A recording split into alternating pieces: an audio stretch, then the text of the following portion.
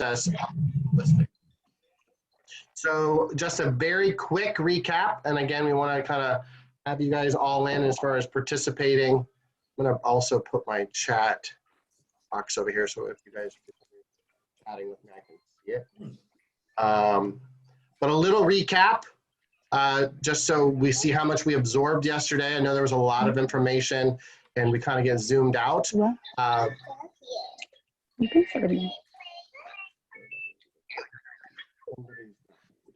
Hey Mary, how are you?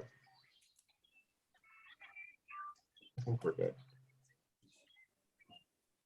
Are we good? Okay.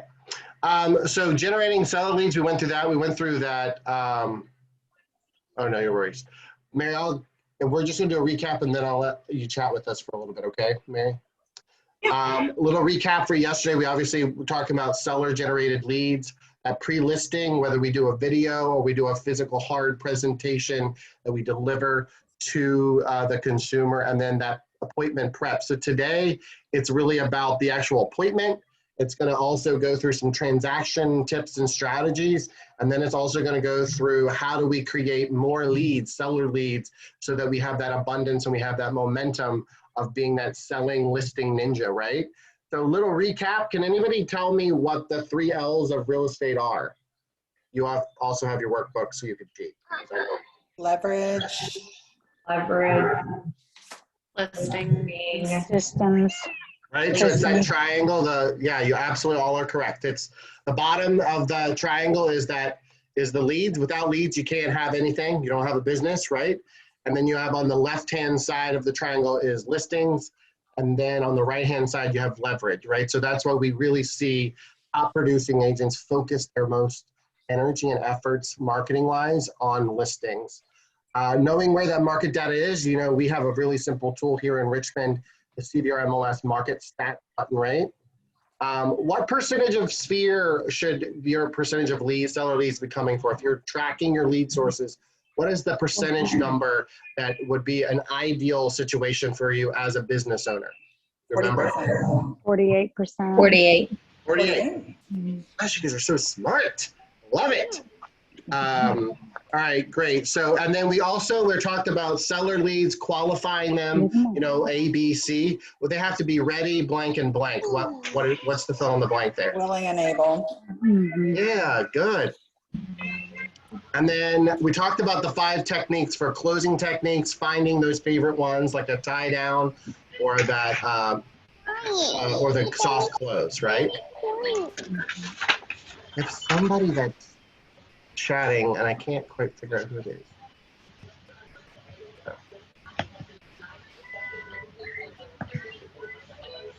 Sorry, I'm like just slightly distracted, but I can't figure out who it is.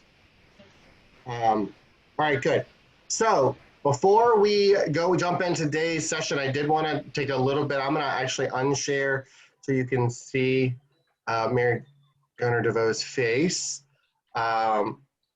And so if you could, Mary, unmute and chat with us for a few minutes.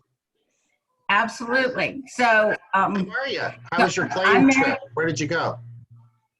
Well, I am joining you from lovely downtown Baton Rouge, Louisiana, There we go. where I lived for a number of years, and we are here for a friend's daughter's wedding. And so a few things. This was where I launched my real estate career many years ago, over 30 years ago. And I'm Mary Garner DeVoe. I'm with Old Republic Home Protection. And I'm thrilled to be able to support bringing Drew to you all. I'm super excited about the Next Home being here in Richmond and Next Home Advantage.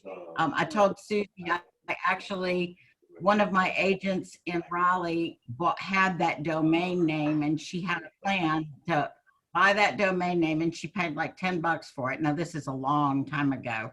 And she held on to it and she sold it to them. So I kind of have a special place in my heart for that.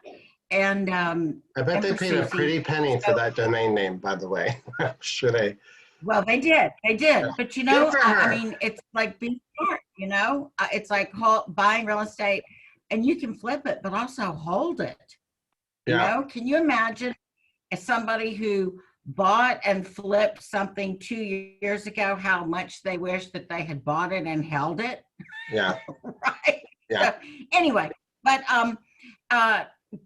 and I know I should probably be talking to you about the importance of home warranties especially when buyers are waiving inspections and paying over ask price and all of the above, and that's very true. But really what I want you to remember about me for now, because I'm going to be joining you in person in June, Yay. is please write down, put in your phone under home warranty 804-453-8757, 804-453-8757.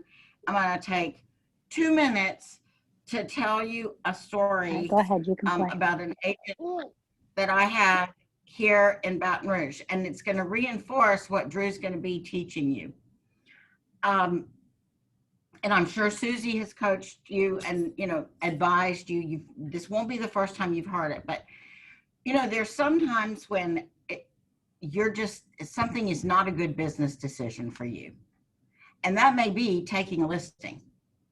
And I have a dear friend here who she took this listing and, you know, and 6 months, great neighborhood in this market, but they wouldn't do any of the stuff that she said that for them to do. They moved out. The grass hasn't been cut. They have mice in the house, and this is a $500,000 house, and in a hot neighborhood. And 6 months later, the sign came down, and the house is, you know, she doesn't have the listing anymore. They chose not to renew it. But what has she had for 6 months? Not only has she held it open and all this stuff, her reputation, not just among other realtors, but her sign has been in front of this house in this market for 6 months. And her name on that sign, she's been getting phone calls from the neighbors constantly about, can't your company get the grass cut? So why is he surprised there are mice in the house, right? Like, but the point is, she should have said to them either in the beginning or when it became clear that they were not going to be, you know, that was not going to work, to just have called it a day and said, you know, this is not a good business decision for me. And frankly, if I don't think it's a good business decision for me, then you need to go find somebody who can actually support you and you know, market your house thinking it's a good business decision for them. I love that you said that, because I think that's huge, because we don't take every listing, and you shouldn't. If you have a lot of abundance of listings, you have that choice. When you only have one listing, you have a tendency to just take that abuse. I'm just going to call it like it is. You take the abuse verbally, and then they don't listen to you, so you get frustrated. But I love that, because I love that you're preaching that you have a choice in as sellers. Well, you do. And the other thing is, think about, do you think that everybody, now this is a one-way in, one-way out neighborhood. It's actually my former next door neighbor's house, and in a crummy market, okay? In 2008, I sold my house for the price I said, with no repairs, off the market, okay? Like somebody came to me. So that's how good this neighborhood is. But it's on the boulevard. Everybody, you think that people in that neighborhood don't know that Helene Kurtz with XYZ Company has had her sign out in front of this house? That's, you know, it's not good. So anyway, I'm excited for y'all because of Susie and NextHome, because of Drew and this, and people are kind of, giving up on listings. Oh, nay. And so I'm excited for you all, and I look forward to seeing you soon, and enjoy your time with Drew. It's so rich. Awesome. Thank you, Mary, for your support. Hey, you gotta have fun. This business, you can't be too stiff. I get it. Okay, Well, I'm thanks. gonna go eat some crawfish. If not, enjoy Baton Rouge. I'm jealous. But thank you so much for your support of Next Home and Freedom as well. All right, well, Bye, y'all. let's roll into it. Let's do some work. You guys ready? You got your pen, you got your paper, you got your workbook. We're ready to roll? Yes? Can I hear a yes? You're just comatose? Yeah. Yes, yes, yes. Yes, yes, yes. All right, that's what I'm talking about. Okay, good. Yeah. All right, can everybody see my screen? Are we good? Mhm. Yes. Hit record. Man, I think I'm on it today. Hopefully, I don't know. All right. Well, so what are we expecting today? We're actually going to go through the listing presentation. I'm going to show you a sample of what you guys are going to actually receive.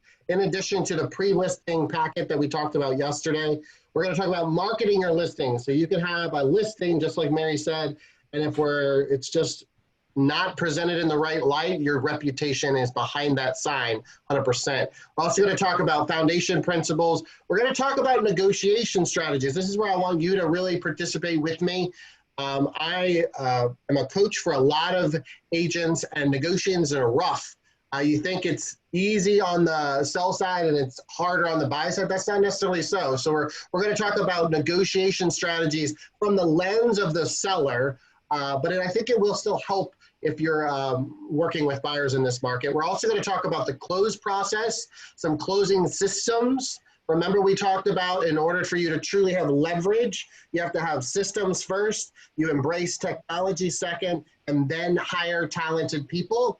And then we're going to really talk about how do we attract more referrals, specifically seller referrals, when we go to the closing table, and we have to continue that, building that and nurture that relationship for future referrals. So a lot to talk about. So the first thing is we need to talk about the way you look.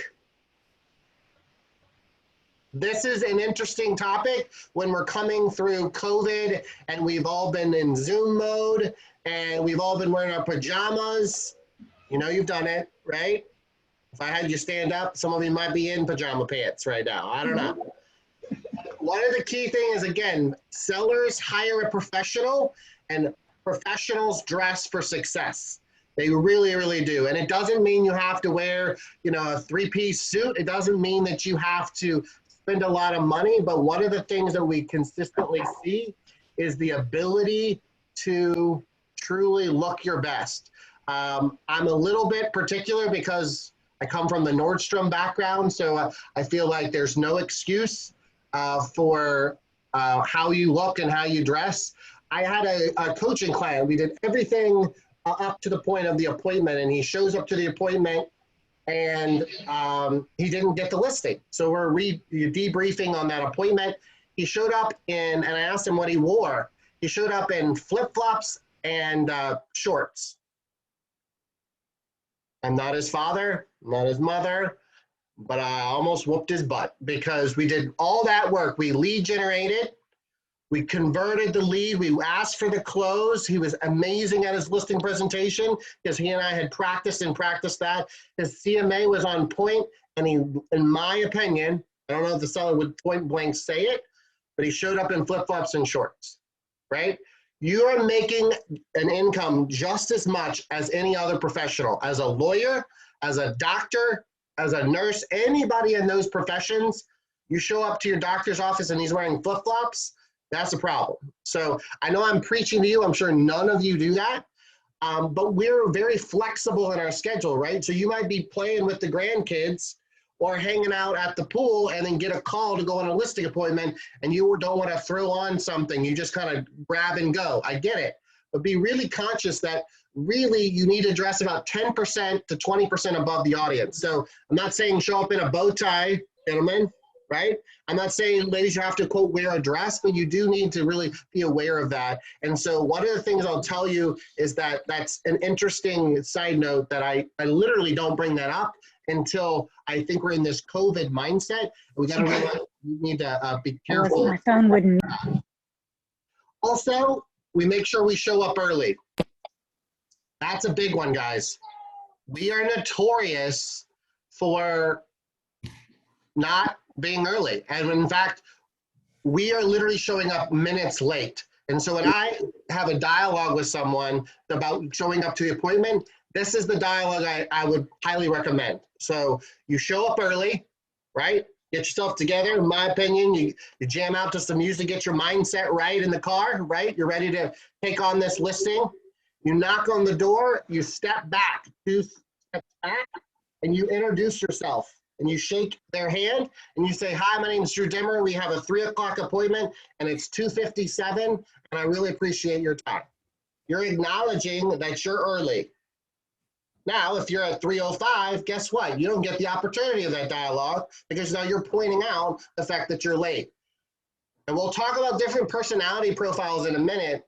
Those that are very particular, very detail oriented, they know that you're late. Don't even mind you that they don't think that they realize that. So you do all this work to get the leads. You do all this work to prepare for the CMA and do all those amazing things we talked about in day 1, and we don't show up on time. That's a challenging opportunity that, in my opinion, has no excuse for, right? Papa Bear here wants you to get the listing, and that's an important thing. Also, listen, take notes, right? Bring the notebook.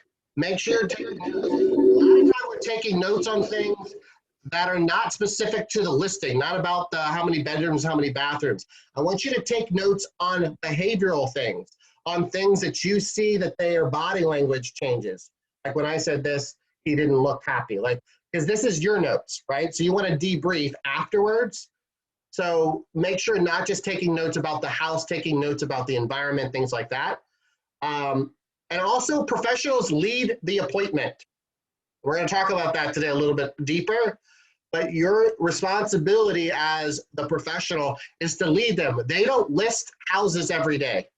Even if they have been in real estate and they've sold 4 or 5 houses, they have not listed and sold their house in 2021 in the market that we're in. So don't be intimidated or shy away from the fact if they have real estate transaction experience. You're doing hundreds and hundreds of transactions throughout your career. You're being educated by your brokerage to stay sharp, right? And then obviously we also want you to close for the sale with an agreement, right? We're not having a dinner party and just we all probably have enough friends. We're here to have a business transaction, so we're leading with some type of agreement. And if it's not a physical written agreement, it's a verbal agreement of next steps.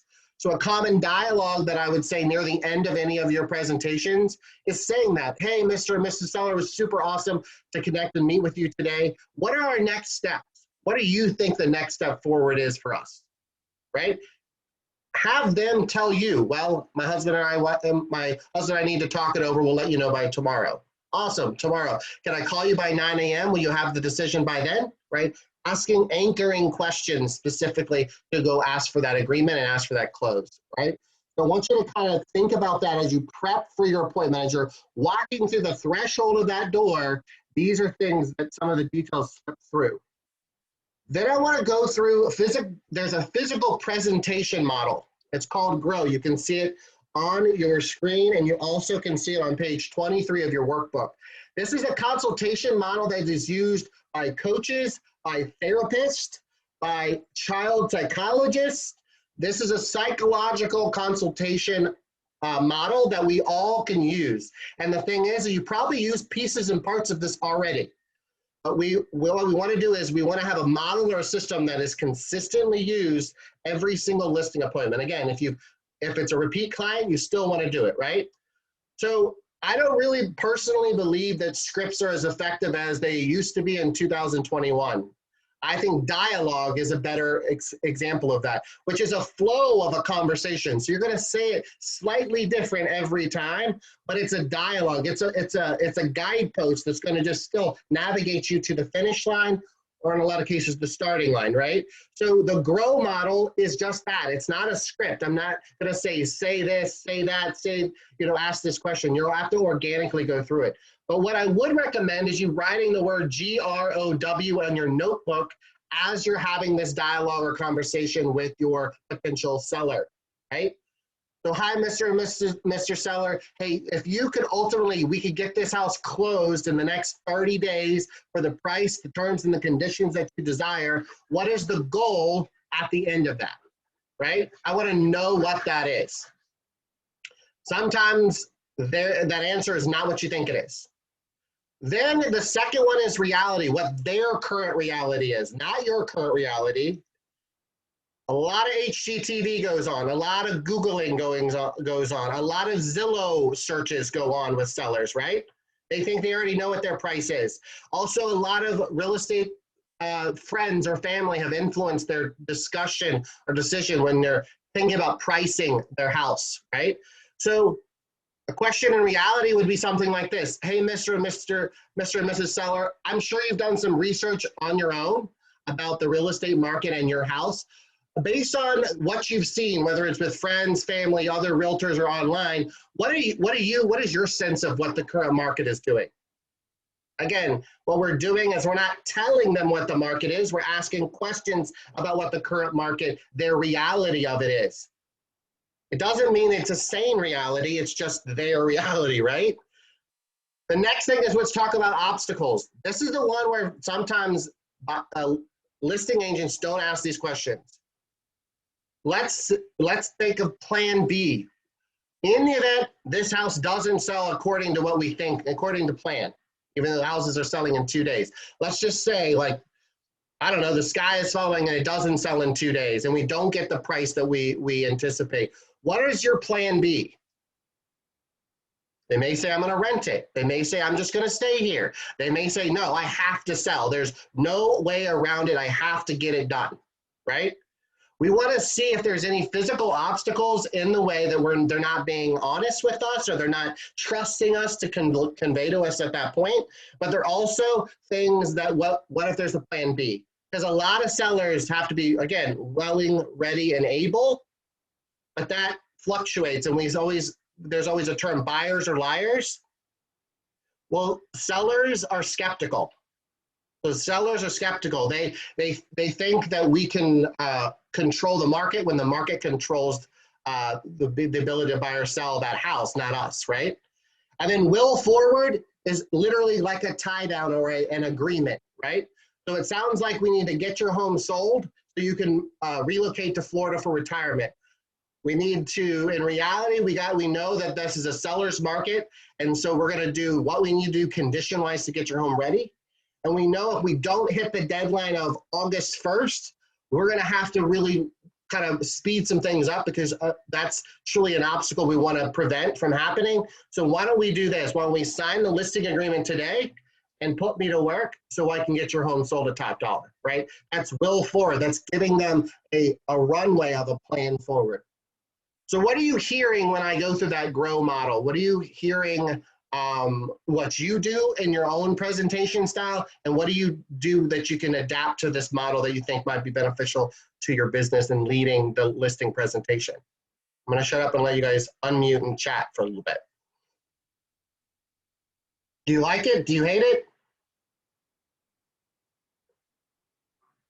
I'm just going to keep staring at you guys. It's day 2. I know you guys now. We're like best friends.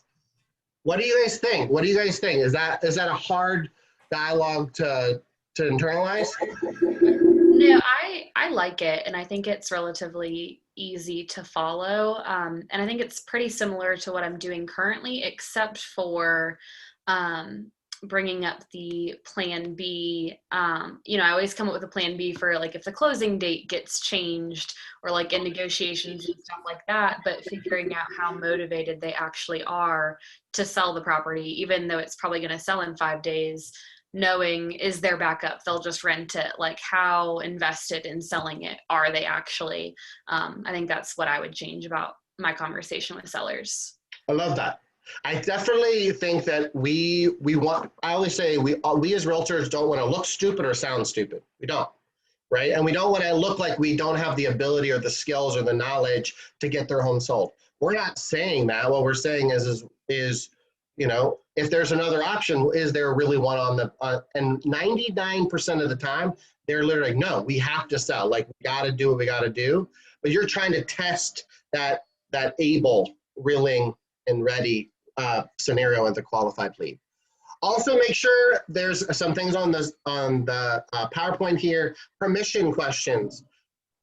Permission questions invoke trust Because if you're meeting a stranger at their house, they don't know you from Adam or Sam or Susie, and you're just lunging into, let me tell you how to sell your house, right? That could come off as authoritative. That could come off as condescending, right? So may I ask you a question? Hey, may I make a suggestion? Those are two types of what we call permission questions that go in front of any questions that you may ask during the consultation. It's a sign of respect, and in some cultures, it's very important. Actually, in my opinion, all cultures, it's very important because you kind of show that respect. So make sure we're asking that permission question before we just launch in to our 65 questions to get kind of to where it is, right? Another, what we call technique when we talk about consultations with language patterns is what we call keyword backtracking. And this is important for you when you're taking notes. When you hear words, feeling words, when you hear words that say, oh my gosh, I would be devastated if our house didn't sell. The word devastated is a feeling word, right? I'm super excited that you're gonna list my property, right? The word excited is that, right? So when keyword backtracking questions come up, you're gonna use that keyword, that emotional word, their exact word back to them. It's almost like parroting, a parrot like a bird, right? So you mentioned that, you know, it'd be devastating earlier if we didn't get the home sold. And that's an interesting word, like what really would make you so devastated if that didn't happen, right? The reason why we do that is because humans, we say a lot, but we actually don't listen to our self-talk. Amen to the people that are talkaholics like me. I'll say stuff and I'm like, did I say that? Because it's just flowing out of my mouth so fast, right? Keyword backtracking is a way for us to have some accountability to lead the seller in the right direction using their own words. And not using it against them, but again, using it as a guidepost. The last strategy when you're kind of overall doing presentation skills is that no adult that owns a house likes to be backed into a corner. They don't like to be told what to do. As real estate agents, we don't like to be told what to do, right? So when you tell someone that you need to clean your carpets, and you need to have a professional house cleaner come in here and clean it because it's filthy. I've seen literary agents be that blunt. That's not always well received. It's a shocker. It's so weird, right? So switch costs gives you two choices. So it's kind of like door number one, door number two. I always think of that game show back in the day that I used to watch with my grandparents, right? It's like prize number one and prize number two, right? And sometimes you got the, what is it, like the donkey, and sometimes you got the yacht, right? So in the switch cost example in a consultation is say, hey, Mr. and Mr. Seller, you know, we talked about price. Also, we talked about the possibility of kind of increasing your value by doing some condition updates. So we kind of have a couple options here. We can clean the carpets and kind of see how they turn out, or we can replace the carpets. Which one do you think would be a best return on your investment and get you the most profit? I didn't tell them to do either one. I gave them a choice.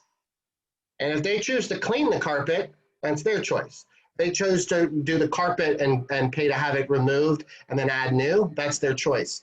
We are consultants. We are not decision makers. Our responsibility as the listing agent is to give them choices, options. And sometimes I hear agents giving their opinion like it's their house. It's not your house. It's also not your money, right? So I would recommend when you're doing a consultation, thinking of the lens of switch cost. Yeah, we could list it at $350. We could also list it at $375. Based on the market data that we discussed today, which one do you think is going to get you the highest amount of offers? Rather than saying to them, I think you should list at $350, right? When you do it in a form of a question and you're doing switch cost analysis like that, if there's more trust, there's less interrogation, and based on certain personality types, they're going to actually do what you want. You're going to coach them or mentor them to make a better decision versus telling them what to do, okay?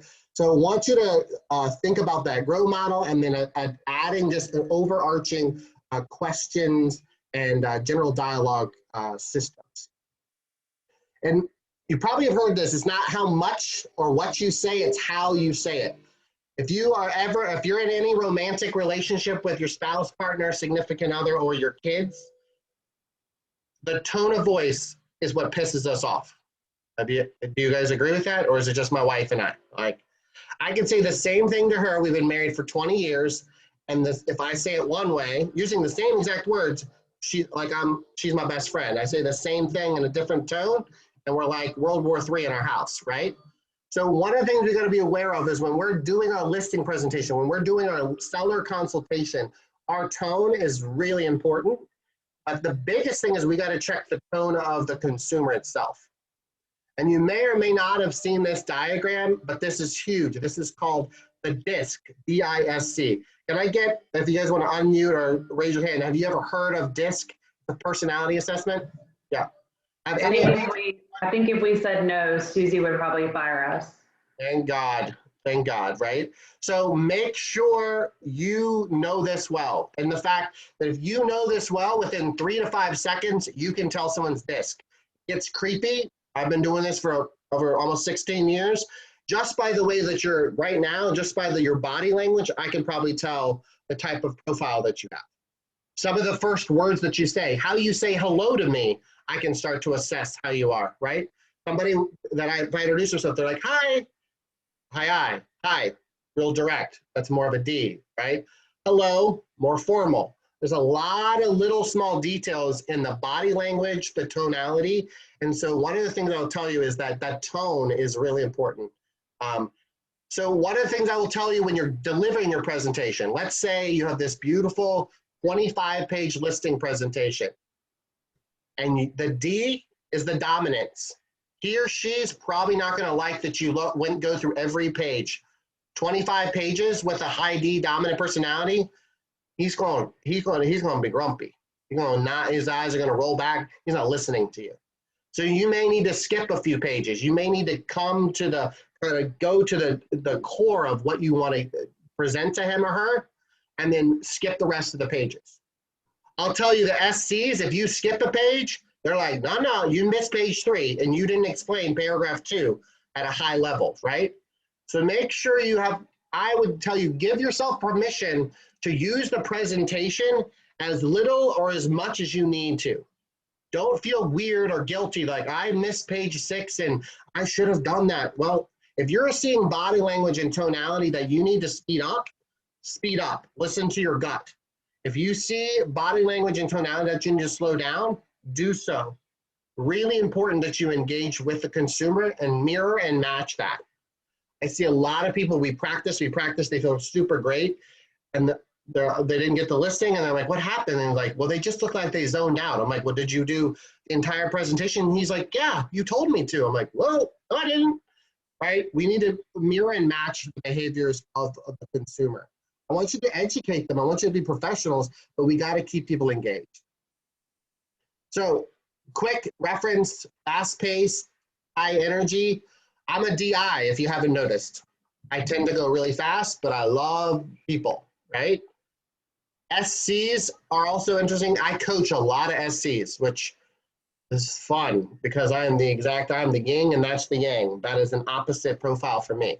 So but it's fun and it's interesting. We can all be all 4 of those segments if we are aware of it. Make sure you're drilling down on each question. Review that pre-listing questionnaire. Remember we talked about in day 1, where you're going to do that pre-listing seller questionnaire. Print it off.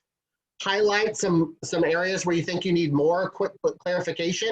It doesn't answer every question, and show it to them. Like, you're going to have it printed off and have in the margins, ask additional questions, question mark, star it, and just say, hey, Mr. and Mr. Seller, you answered this question X, Y, Z. And I asked you just a couple little deeper questions just because I want clarification. That's a permission question connected to that. And also understand there's a difference between needs versus wants. A seller has wants, but they also need to get a certain amount of money, right? They want 400, but the minimum they need to get is 375. We need to know the difference between those two, okay? Also, beginning the seller conversation is important, right? When you're literally just crossed the threshold and you're actually now in their home, we got to realize again that we're in that human experience business, right? This is not in the housing business. And I know a lot of us, the high D's personalities, I want to get in and out. And honestly, all I care about, if I'm being honest, is I want to know the condition. I want to know if it smells good. And I want to know if it really looks like what I think it did compared to comps. But the seller doesn't want the same thing as I do, right? So the first thing is you got to make sure you make eye contact. Again, it seems weird. And sometimes it's assumed that you do it, but you have to be really conscious of that. Also, regardless of any of their personality profiles, you need to go slow at first. I joke about this all the time. Think about it when you're dating your spouse or partner at the beginning. You didn't go in for a kiss on the first date. Well, maybe some of you did, but slow and steady, right? Slow and steady, right? So we don't know this seller at the highest level. And even if they're a past client, there's some circumstances that could have changed. So start slow and then work your way up through it. Because we're dating them. We're not even sure we're going to be in a committed relationship, AKA a signed listing agreement. You may not choose to take the listing, right? This initial conversation when you're entering their home is really this, do I like you, do you like me, body language and tonality. Using their names, it is proven if you use someone's name at least 3 times in a presentation, it builds trust and vulnerability in the relationship. And you need both of those for them to really follow that. So what I recommend, I know it seems basic, you need to write their name on the notebook. Because when you're nervous or when you're kind of in the moment, you're going to forget their name. And God forbid you say their name wrong. Or it's just a lot of different things going on. And sometimes there's the primary seller and they have their spouse, their partner, their mother, their father, somebody else there. You sure as heck need to remember those names too, because those are what we call the influencers. So don't just think that you need to know the seller's name. You need to know everybody in the room's name. I even recommend writing down the dogs and cats, because when you can repeat their animals and say, oh my God, it was so great to meet your pug named Charlie. Hope you and Charlie have a great day. You got this. You got this, right? You got the listing. Little details that we kind of sometimes take for granted, but I know you do, but it's just being consistent with it. Also, make sure that people still need a visual presentation. I still see some people that's come what I call the down and dirty listing presentation where you just bring your CMA. That's not okay. Again, we're being paid at the proportion at the value that we bring, right? So you need to bring a visual presentation, whether it's in a printed book or it's on an iPad. I don't have a preference there, but people learn by visual, right? So when we're talking about pricing, things like circling the page, starring things, using up arrows seems so elementary, and I get that, but that is a visual context. That's the cortex of your brain, like that's the frontal lobe that allows you to absorb information. So when you're going over key data points with your client, circling and highlighting and up arrowing, like the market's up 4%, to do 4% plus up arrow. Seems really odd, but they remember more of those visuals than they do verbal. Because again, we talk a lot, but a lot of us are visual-based people, and there's tons of psychology and data to show that. I'm interviewing other agents. Never criticize your competitors, right? I know you don't do that. Your value proposition is different than someone else's. I will say that if you ask on the questionnaire, because it's on there, are you interviewing other agents? They put the answer yes. I would ask them, who are the other agents? So let's just say they said Drew, and you know Drew, and I'm a solo agent. I'm sorry, I'm on a team and you're a solo agent. What I could say, not to criticize Drew, is that, oh, Drew is a great realtor. Absolutely, he's on XYZ team. One of the things I do want to point out is that I'm a solo agent versus, Drew is on a team. And one of the things that's unique about me as a solo agent is that you're my client and I do everything. I'm really detailed to get you to the transaction all the way from the start to the finish. And I don't really transition you to other team members. I'm your sole point of contact. I live, eat, and breathe getting your home sold, right? So that's not saying Drew's bad, but what it's saying is that Drew works for a team. I work as a solo agent, and I'm all about you. You flip it if you're in reverse. If you are on a team and the other competitor is a solo agent, you're going to say the opposite.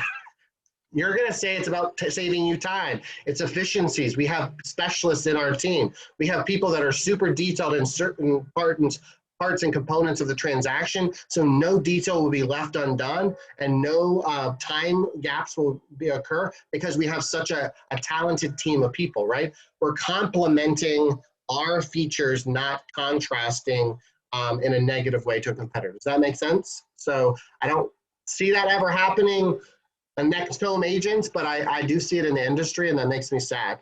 It's just because we're all in this together. The other thing is practice, practice, practice. We'll talk about it a little bit, but those of you, even those are the seasoned agents in the marketplace, you still need to practice your listing presentation skills. I'm telling you, because what worked 2 years ago doesn't work in today's market. Changing it up. I coach a well-known agent right now, a heavy listing agent, and she went on listing appointments and 3 or 4 she didn't get. And she was almost like her ego was bruised. Like, I mean, I get most of my listings. Like, what happened? They must be cutting their commission. They must be, you know, doing things that I'm not doing. And I said, well, you know what? Let's role play.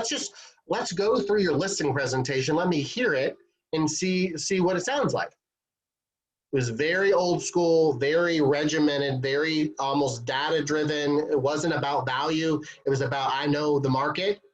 So we changed it and she's back on track. So those of you that are new or experienced, be humble and make sure you keep practicing that skill, because the more it'll evolve over the years. Those that have experience, you know that what your listing presentation was year 1 is different than year 5, year 10, and year 12, right? But make sure you're practicing. Seller appointments, right? So let's actually talk about like the process of you physically going through. If you start with the seller tour, like meaning the seller is going to walk you room to room, ask permission to take notes, explain with them why you're going to take the notes, because you're looking through the eyes of the buyer. So what I'm telling the seller is, awesome, we're going to do a tour. I'm going to take notes, and I'm actually going to write the notes of what I see from what a buyer's perspective is, because ultimately the buyers, I'm not going to be here. You're not going to be here. It's going to be the buyer and the buyer's agent. So we're not going to be in the house. So what we want to do is when I walk through this house, I want to give you my first impression of what the buyer is going to see, because that's their first impression as well. Once we do that, we're going to sign the listing paper. I'm going to walk back through the home with you, and I'm going to point out some upgrades, some modifications, some condition things that I think would give us top dollar. So then we can, and also we can use that for marketing purposes. I tend to see seller tours take too long. So you have to be in control of the seller tour, because there's a lot of high personality sellers where they're literally giving you an hour tour of their 1,400 square foot house, and then you wonder why you're in that appointment for 2 hours, right? So tell them ahead of time. We call this future casting, right? I'm gonna take a tour with you. I'm gonna take notes on the eyes of the buyer. We're gonna then sit down, go over the paperwork, and then if we choose to sign the contract, I'm going to come back through and we're going to review the upgrades and the fun stuff that I need to put in your marketing presentation to market your home. Does that sound good? Right? Setting that tone. Last thing on this slide you'll see, it says, do not sit on the couch. I know that seems like A, B, C, D, E, F, G. I know it seems super basic, but it's about you engaging in the right way. And when you're lounging out like this and they're like 20, 30, 40 feet away, it's not going to give the body language tonality. The last thing that you see on the screen is ask for water. Does everybody ask for water when they go to a listing appointment? No, right? Because you're not thirsty. You don't need water. I get it. Why do you think I'm asking you to get the seller to give you a glass of water? People love to do favors for other people. Favors? I love that. What else? What else is the reason why you think?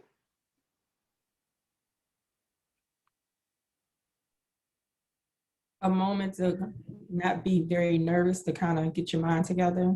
Amen. Right? So all the above. Number one, you're teaching them that it's a psychological thing. You're teaching them that you're in control, right? You're asking them to do something for you, even though it's their domain. Its second is that servant leadership. Most people want to help people. That actually comes from a book we'll talk about. It's they call tribes. We want to help and contribute, right? So a lot of sellers, when you give, they they give you a glass of water, they feel like they helped you. And the key of the exact, absolutely hit the nail on the head, is when you get nervous, you can drink that glass of water. You can pause without making it look weird, right?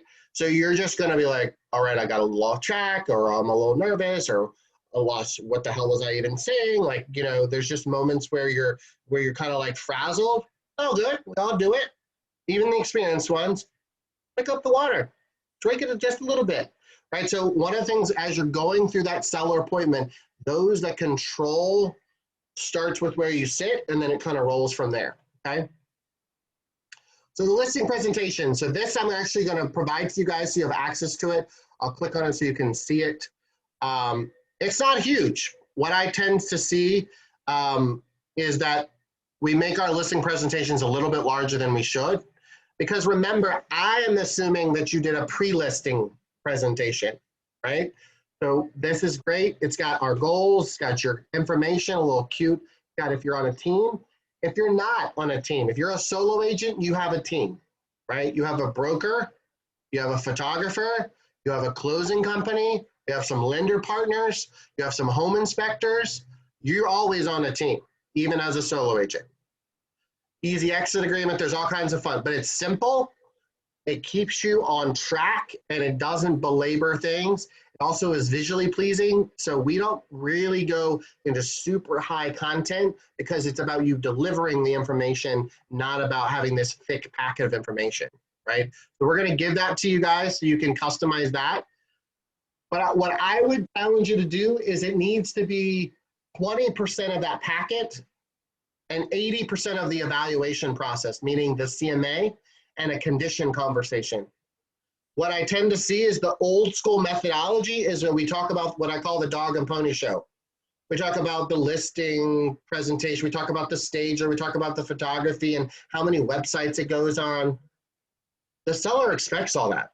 That's standard. That's 101. That's your job, right? But what you're really doing is you're the consultant. Your job is a financial advisor to them to make the best decisions on the condition of the house and the best condition to position their property in the market correctly to get top dollar, right? That's what they're paying you for. So what I would challenge you to do is make sure it's 80-20, but it's definitely only 20% of that kind of what I call that dog and pony show to kind of work your way through. Okay, no worries. All right, so let's keep rolling through. Practice your presentation.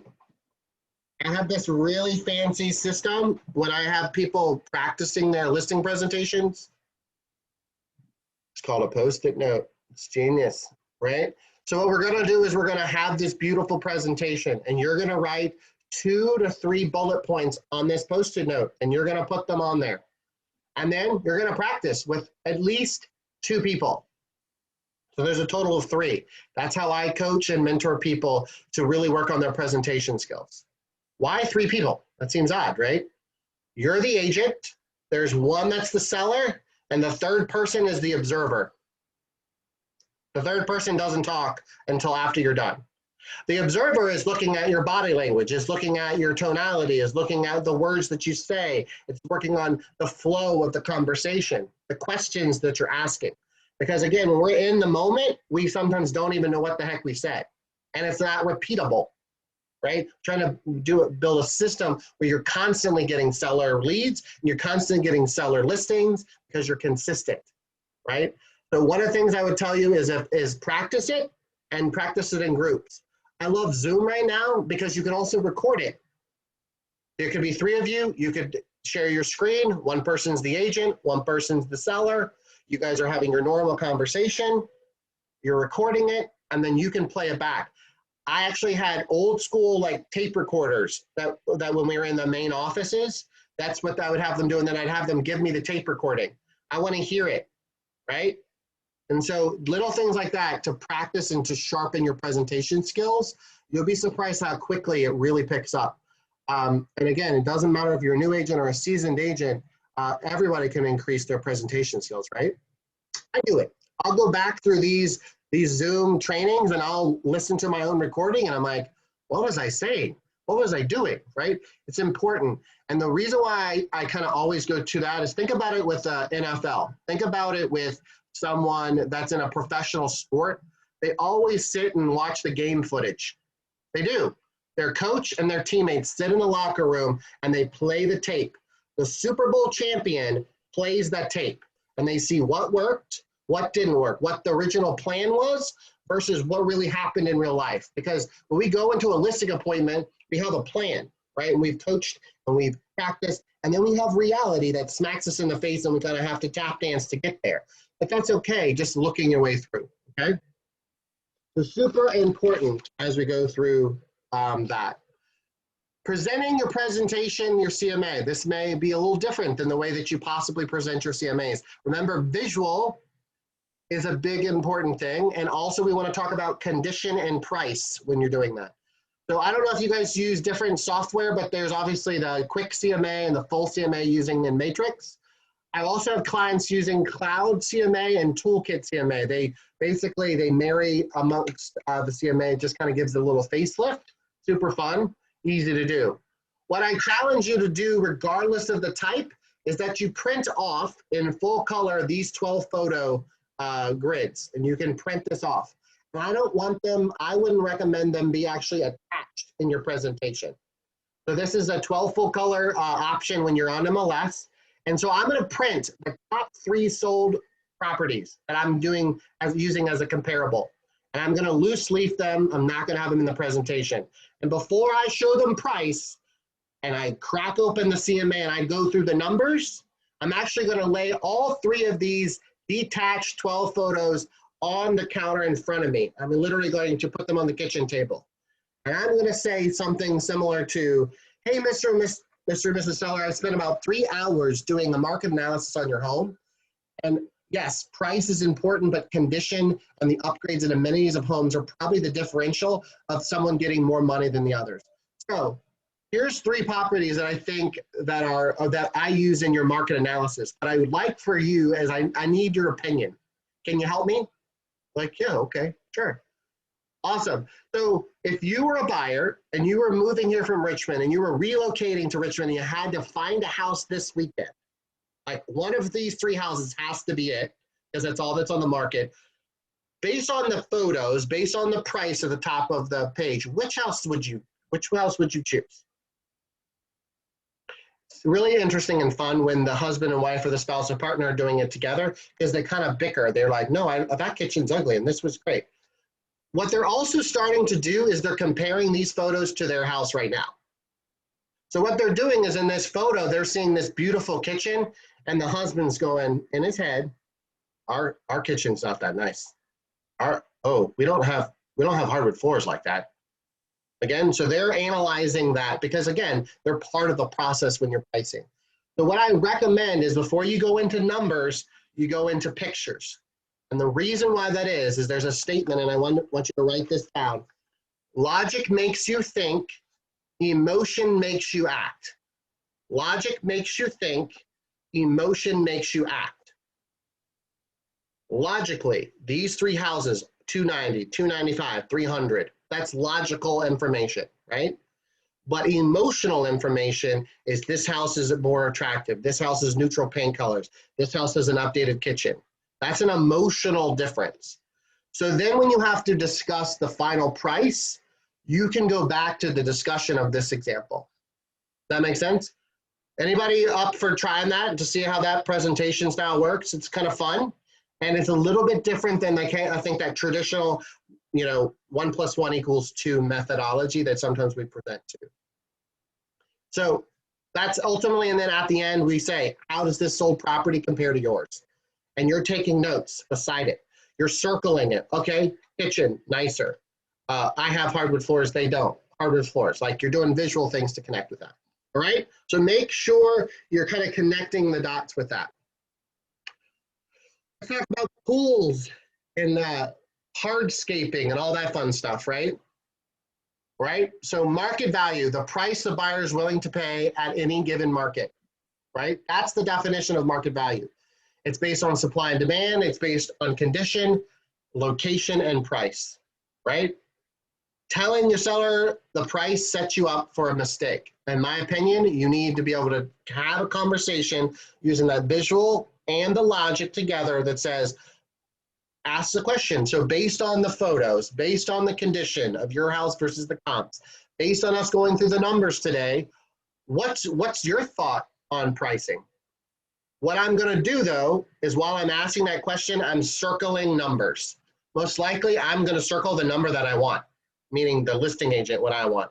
So when I see a CMA, if you use Cloud CMA or Quick CMA, it usually gives a range. Have you ever seen that on the blast page?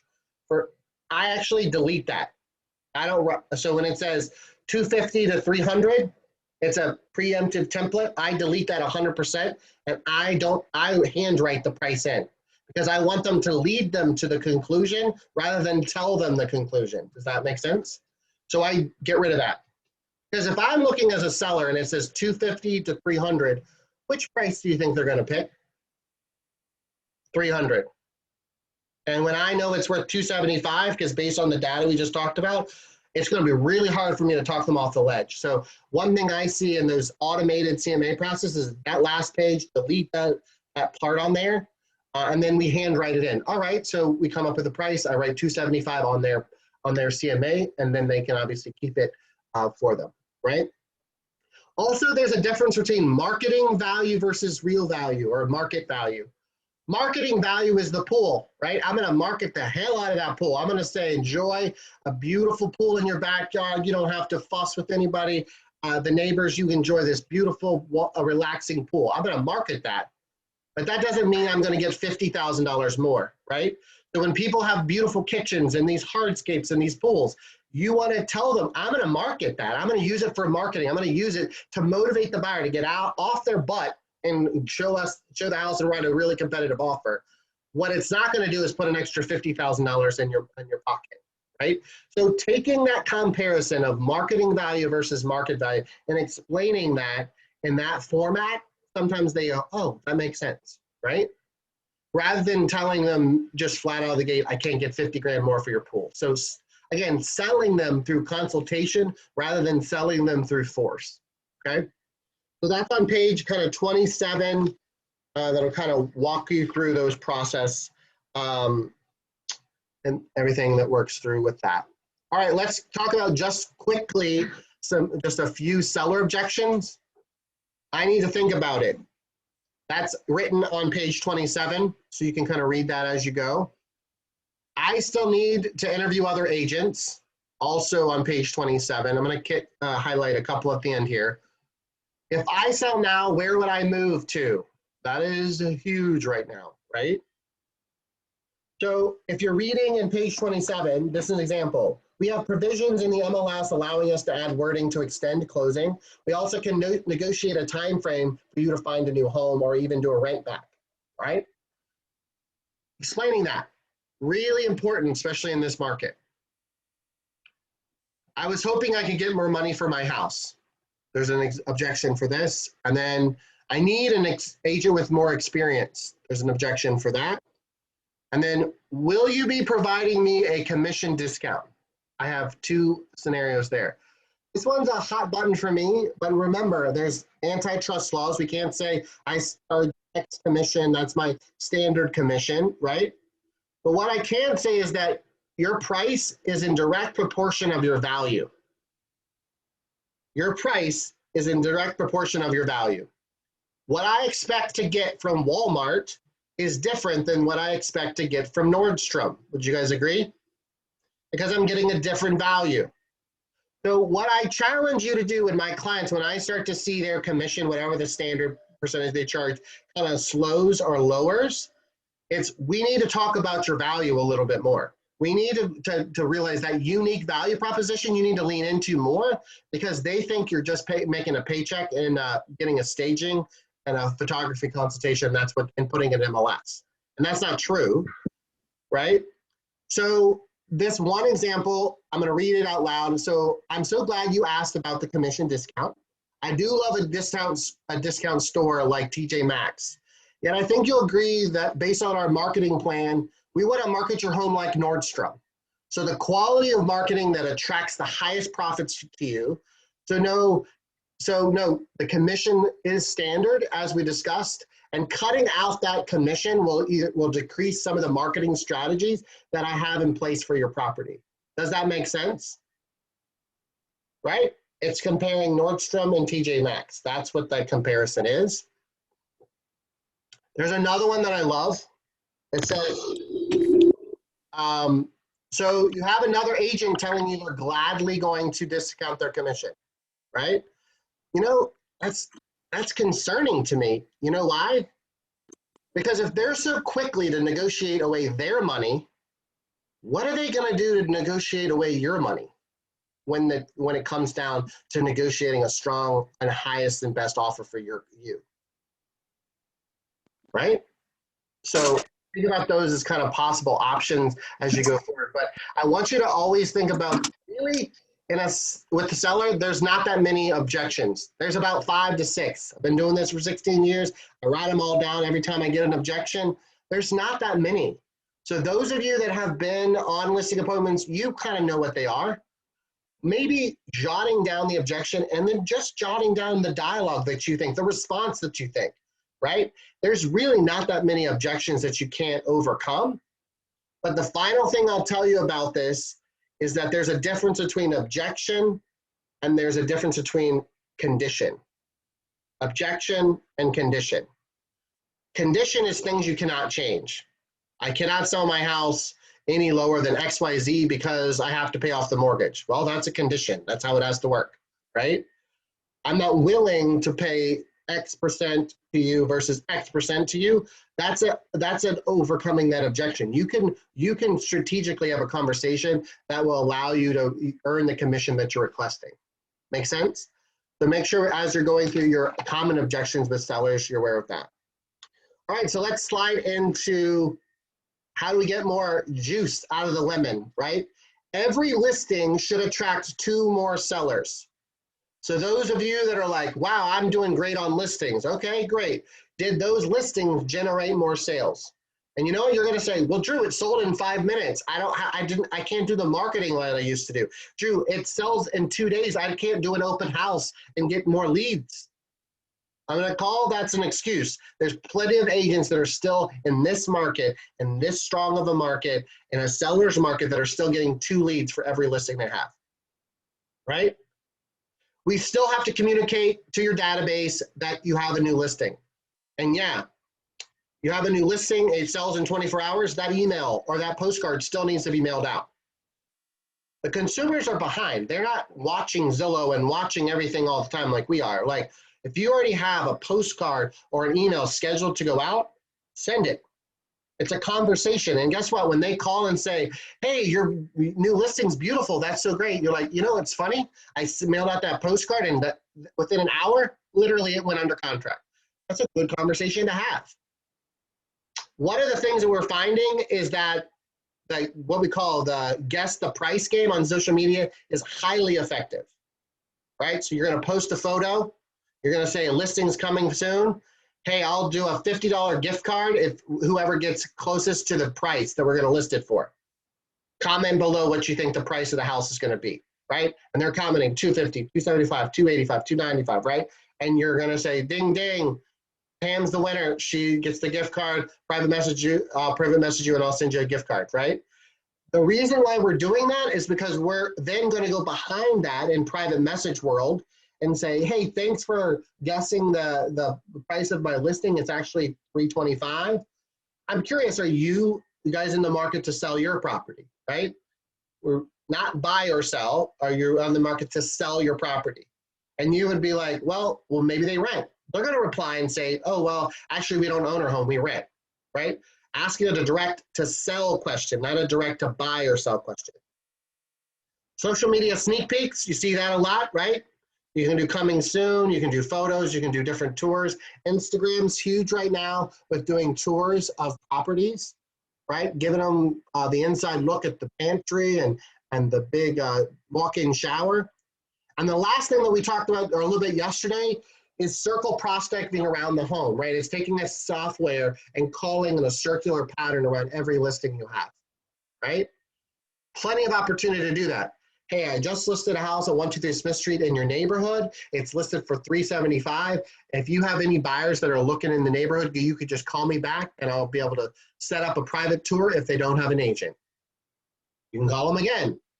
Hey, they got the house under contract. We had 7 offers. So that means 6 buyers did not get the house. So if you know nobody in the neighborhood that's looking to sell, I probably could match them up with one of those 6 buyers. And we could either do a private transaction to kind of save the hassle, or we could connect them, we could put it on the market and sell it traditionally, right? Good conversations around prospecting. I just think sometimes we're so busy, we're not intentional about these things, okay? And we talked about a little bit yesterday, seller-focused open house. Make sure you add the neighborhood contacts to your database. Because what you need to be doing is, if you're keep prospecting and you work certain parts of town, all those neighbors saw that for sale sign. And maybe they're not buying or selling today, but adding them in there. What I would tell you to do is tag or group them, because you're going to get a lot of them. There's going to be a decent amount, and have it in a contact list. What we're also seeing right now is a lot of my clients are sending out, I have a buyer letter. I have a sample. If you want that, you can just email it to me. But it's a 1-page simple letter. It says, I have these buyers, and it gives you 4 buyers. It says Susie and Mary, they're pre-approved 450 to 475. They want this school district. They want 4 bedrooms, 2 bath. And you list a little bit, just a snapshot of what your buyers are looking for. And the cool thing is that put a variety of price ranges, because they may be living in a 450 house, but their coworker or their mother may live in a 350 house on the other side of town. So we're literally having our clients mailing out, I have a buyer letters. So what we do is they actually print them out, sign them, put their business card in an envelope, and then throughout the week, they have a stack of these pre-stuffed envelopes of I have a buyers, and they hand address them, throw a stamp on it, and throughout the week, they're sending like 10 to 15 I have a buyer letters out. We have 19 transactions under contract, because of I have a buyer letter. Matchmaking, connecting, 19. We coach some big teams, so they do skew the numbers, but it's a big deal. But it's a simple system. A letter in an envelope with a stamp, handwritten address. People open it up, and then they say, oh, well, I don't need to sell, but my neighbor was thinking about it, or my mother was thinking about it. You'd be surprised as something as simple as that gives you listing opportunities. And we talked about, if you are going to do any type of circle prospecting, there's tons of them out there. There's Red X, there's Vulcan, right? We use Mojo, honestly, because it's inexpensive. It's $59 a month. And literally what you do is you do a neighborhood search, and it pulls the name, the phone number, and if possible, it'll even give you the email address. Not always the email address, but a decent amount, right? It's already scrubs the do not call list, so you're protected to make sure you're calling the right people. So it's just an idea to get some more emphasis on seller-focused opportunities. Another thing, when now we've got the listing, we've taken the professional photos, we've done all the things, one thing that's setting people apart is having a property-specific website. I don't know if you guys do that, but it's cheap. Here's Agent Marketing as a company that we've used for years. You can pay by property, or if you list a decent amount of houses, you can actually do a monthly plan. And so what it does is it gives you virtual tours, it loads in with property flyers, but it gives you a personalized website. So it's 123smithstreet.com, and then it links. The cool thing is it also links to all the schools. It connects to Google, and it shows them the other things around in the neighborhood. So let's think about it. A buyer's moving here from New Jersey. They don't know where the grocery store is. They don't know anything about the schools, but using your website would allow them to do that, because remember, we're in a community. We're not just selling one house. They need to know how far it is to the grocery store. They need to know the closest school. So it's just an opportunity. And what I would also recommend is you can get a name writer, 123smithstreet.com, and put that on this for sale sign. Direct mail. Let's talk about that for just a second. Direct mail is highly effective. I was at a recent conference and the top 3 return on investment, business relationships, relationship building, email marketing, and then the third was direct mail. Direct mail is not dead, but one-touch direct mail is dead. Actually, it never existed. What I mean by, if you just send one postcard out, save your money and your stamp and your time. It's not worth it. What we want to see, and what I would recommend in coaching anybody that wants to be in the seller-based listing process, is that you need to be consistently doing direct mail to the same neighborhoods, streets, communities, right? So there's no such thing as a one-touch system. So with direct mail, you need to do a just listed, you need to do an under contract, and you need to do a sold. That's 3 touches to the same neighborhood. You don't just send a one just sold and then think someone's going to call you, right? So be aware of that as you're going to direct mail. The other thing I'll tell you is that direct mail, in my opinion, should be sticky. Sticky, write that down. Meaning you don't want them to throw it away. If there is something on that flyer or that postcard that intrigues them enough, they'll save it. One of the things that we have been doing, which I love, I think it comes from contribution, is that we're featuring vendor partners, but we're giving a little coupon or a little discount. So I have one of my clients, her hairdresser gives her a lot of leads. So she said, you know what I'm gonna do? Well, I'm gonna put on the back of my postcard just a small, simple little coupon, and it's ABC Hairdresser. If you contact ABC Hairdresser, she'll give you a free haircut if you get your hair dyed, colored. She had 4 people to call off that postcard. Now that hairdresser is thinking she's a rock star, but guess what? They saved that postcard because they needed to bring that postcard in to get their haircut, to get that free haircut from that. It was about, I think that was a $75 savings. So guess what? It's sticky enough that the wife stuck it in the junk drawer and kept that postcard, right? Think about landscapers, $20 off leaf blowing services if you save this postcard. Think about oil changes. Think about dry cleaners. Think about anything that makes it sticky. Other things that's sticky, 4th of July schedule for fireworks, Easter egg hunt schedule, where I'm gonna keep that because I may wanna go to the 4th of July things, right? So yes, you wanna have all those amazing you sold and your value proposition, but think about how you can make direct mail sticky to where it actually stays in a junk drawer or on a magnet on the refrigerator. Door knocking, still people do it. I have many clients that do that. Be safe and respect the no solicitation, but it's very effective. The reason why it's effective is eye contact, body language, very effective. Social media, closed groups and classified groups. You need to get outside of just real estate groups, join as many classified groups as you can. There's Henrico classifieds, there's yard sale ones, there's all kinds of different ones. Question, there's all kinds of fun stuff. And also make sure you're connecting through a Nextdoor app, and if your community has a closed Facebook group. I have a lot of agents that farm neighborhoods that are connected to Nextdoor and neighborhood groups, but don't throw up real estate. Make sure you're giving them coming from contribution. Hey, I ran into a good hardwood floor refinisher. Put it out there. Hey, I ran into a good landscaper that's giving 20% off leaf blowing services. Put that out there, right? They'll come back to you as you build more value, okay? So think through that as you go forward with that. The assumption is you're all using professional photographers. Hopefully I don't have to say don't use your cell phone. Staging, it's a standard now, vacant, even if it's a light stage. Be careful.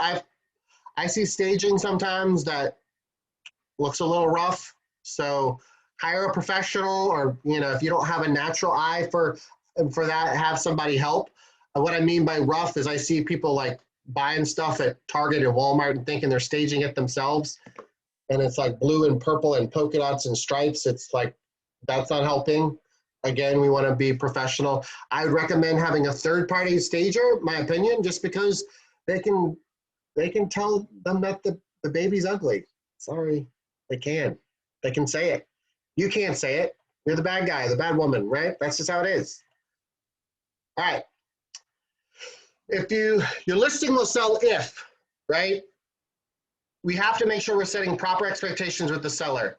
I think Mary gave a good example of, if I were coaching that agent, like, did we do the front end right? Did we talk about the grass needs to be cut? Did we talk about the perception of the neighborhood, right? So I will tell you, if you're going to be a strong listing agent, you're going to have to deal with conflict. You're going to have to deal with telling people what they probably don't want to hear, but they need to hear. Is that fair? Right? Buyers, let's be honest, they love you. You're helping them buy their dream home. It's the American dream to own a home in a lot of situations. Sellers, there's purple paint. That's ugly. There's duck wallpaper. That has to come down. That's not pretty. You've got to be able to have the ability or have the resources of leverage of people to tell them that that stuff needs to be done. Obviously, establish the market value and the price correctly. That's why I say practice CMAs once a week. Practice, practice, practice. And then make sure you're obviously marketing the best features. A little trick on marketing the best features is ask the seller what the best feature, why they bought the house. Mr. and Mrs. Seller, you bought this house 6 years ago. When you saw it on the internet or your realtor showed it to you, why did you fall in love with this house? Why did you want to go preview this house and possibly buy it? You know, Drew, I loved the backyard. It was great because it was really private, but it was really open. It had a huge back deck. Ding, ding, ding. Guess what? That's the information you need to be putting on a featured property. So I get a lot of people like, I'm not creative with doing the descriptions. I don't know what to say on the MLS descriptions. Ask the seller. They're the one that paid hard-earned money the first time. They're probably going to attract a similar buyer the next time, okay? If the listing is not selling, obviously it's price or condition. Can't change the house, physical location, but it's a conversation about that. Make sure you're using feedback as a resource. I see people filtering the feedback. I'm telling you, you just need to send it. And some agents are kind of a butt about the feedback. They're kind of rude, but you need to let it rip the Band-Aid off. The feedback needs to say, I don't like the duck wallpaper, right? They need to see it. So make sure you're not shielding them from the feedback. We use showing time. So if you get feedback, which is hard in this market, make sure you're utilizing that as a leverage piece for having a discussion about condition. Also, if you're talking to them, I would set a standard at the listing appointment, and you can also add this clause, we talked about it yesterday, I think, in the listing agreement, right? The 10 showings or 7 to 14 days, no offers, we have to make a market correction, right? You're the needle, and if the needle is moving, you have to move faster, right? We keep chasing the market, okay?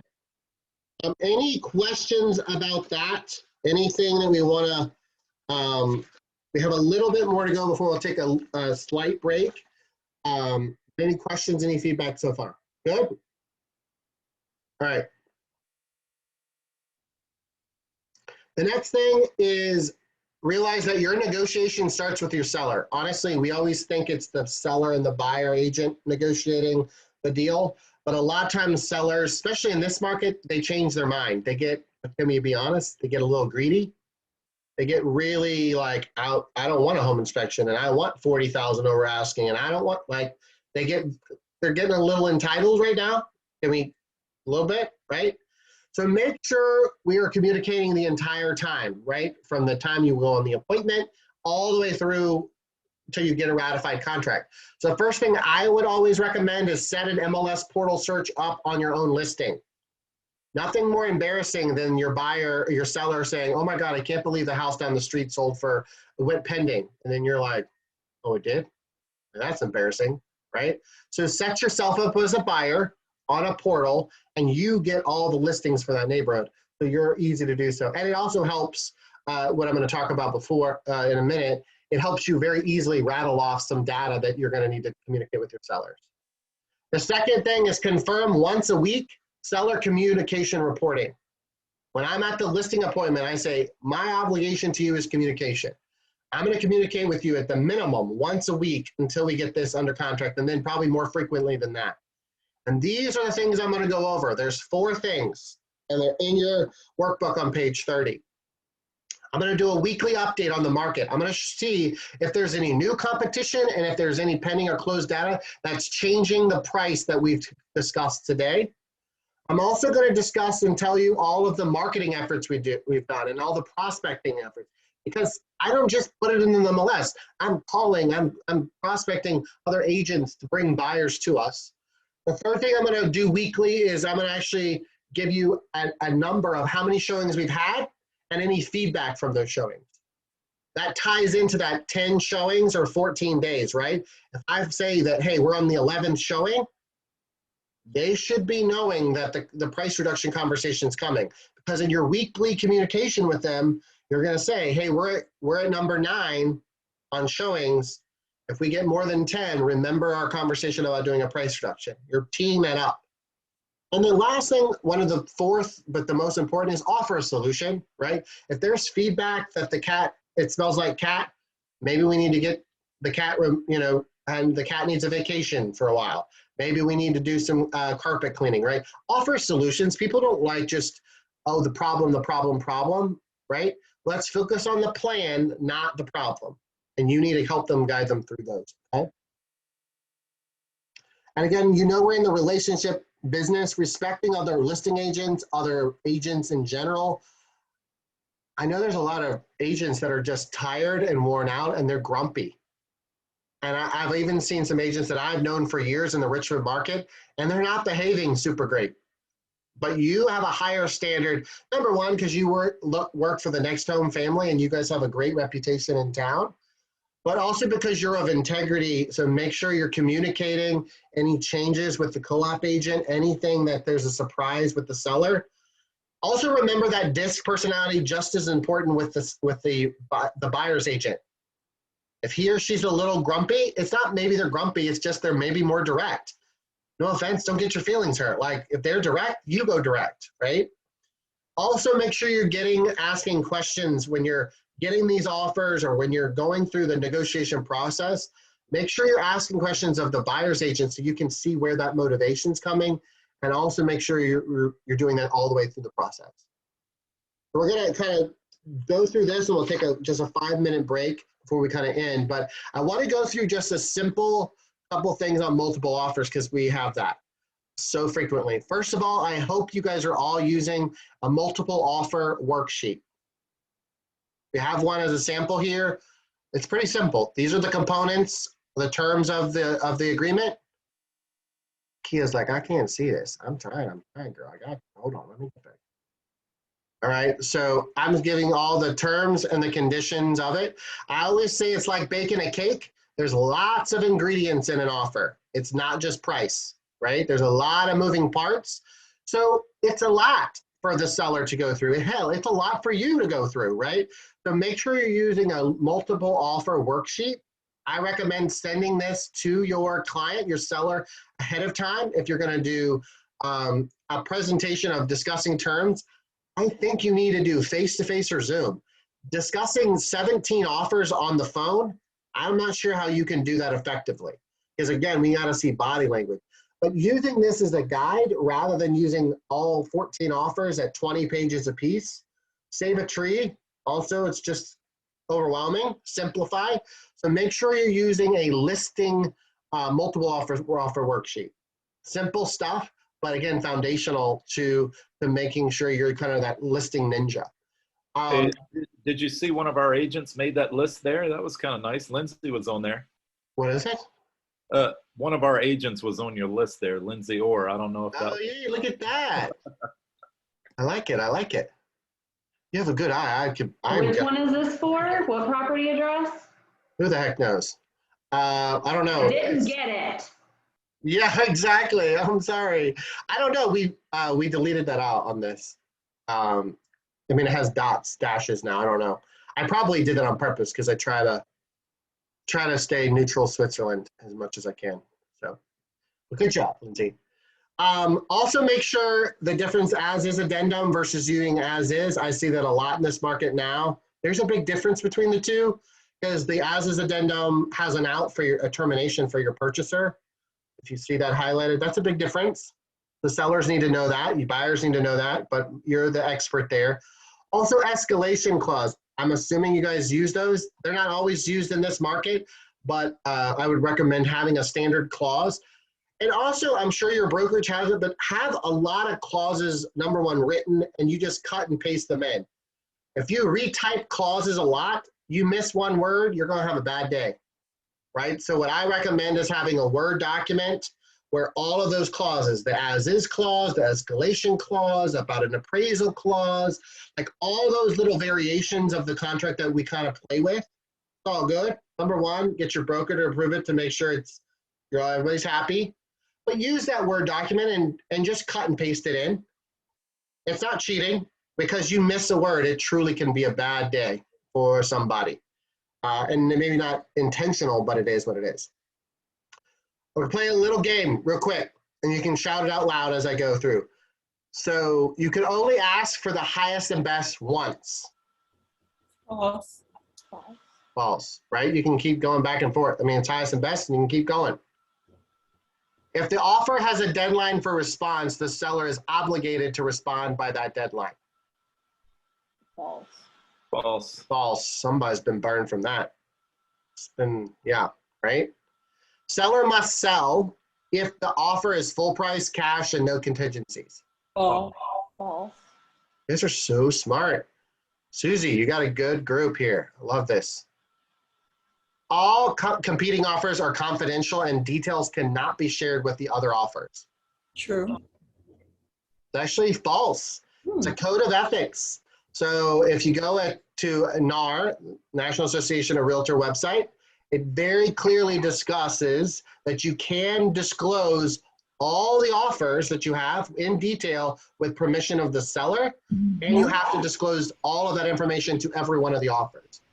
So it's interesting that we play like secret cat and mouse games, and we don't have to.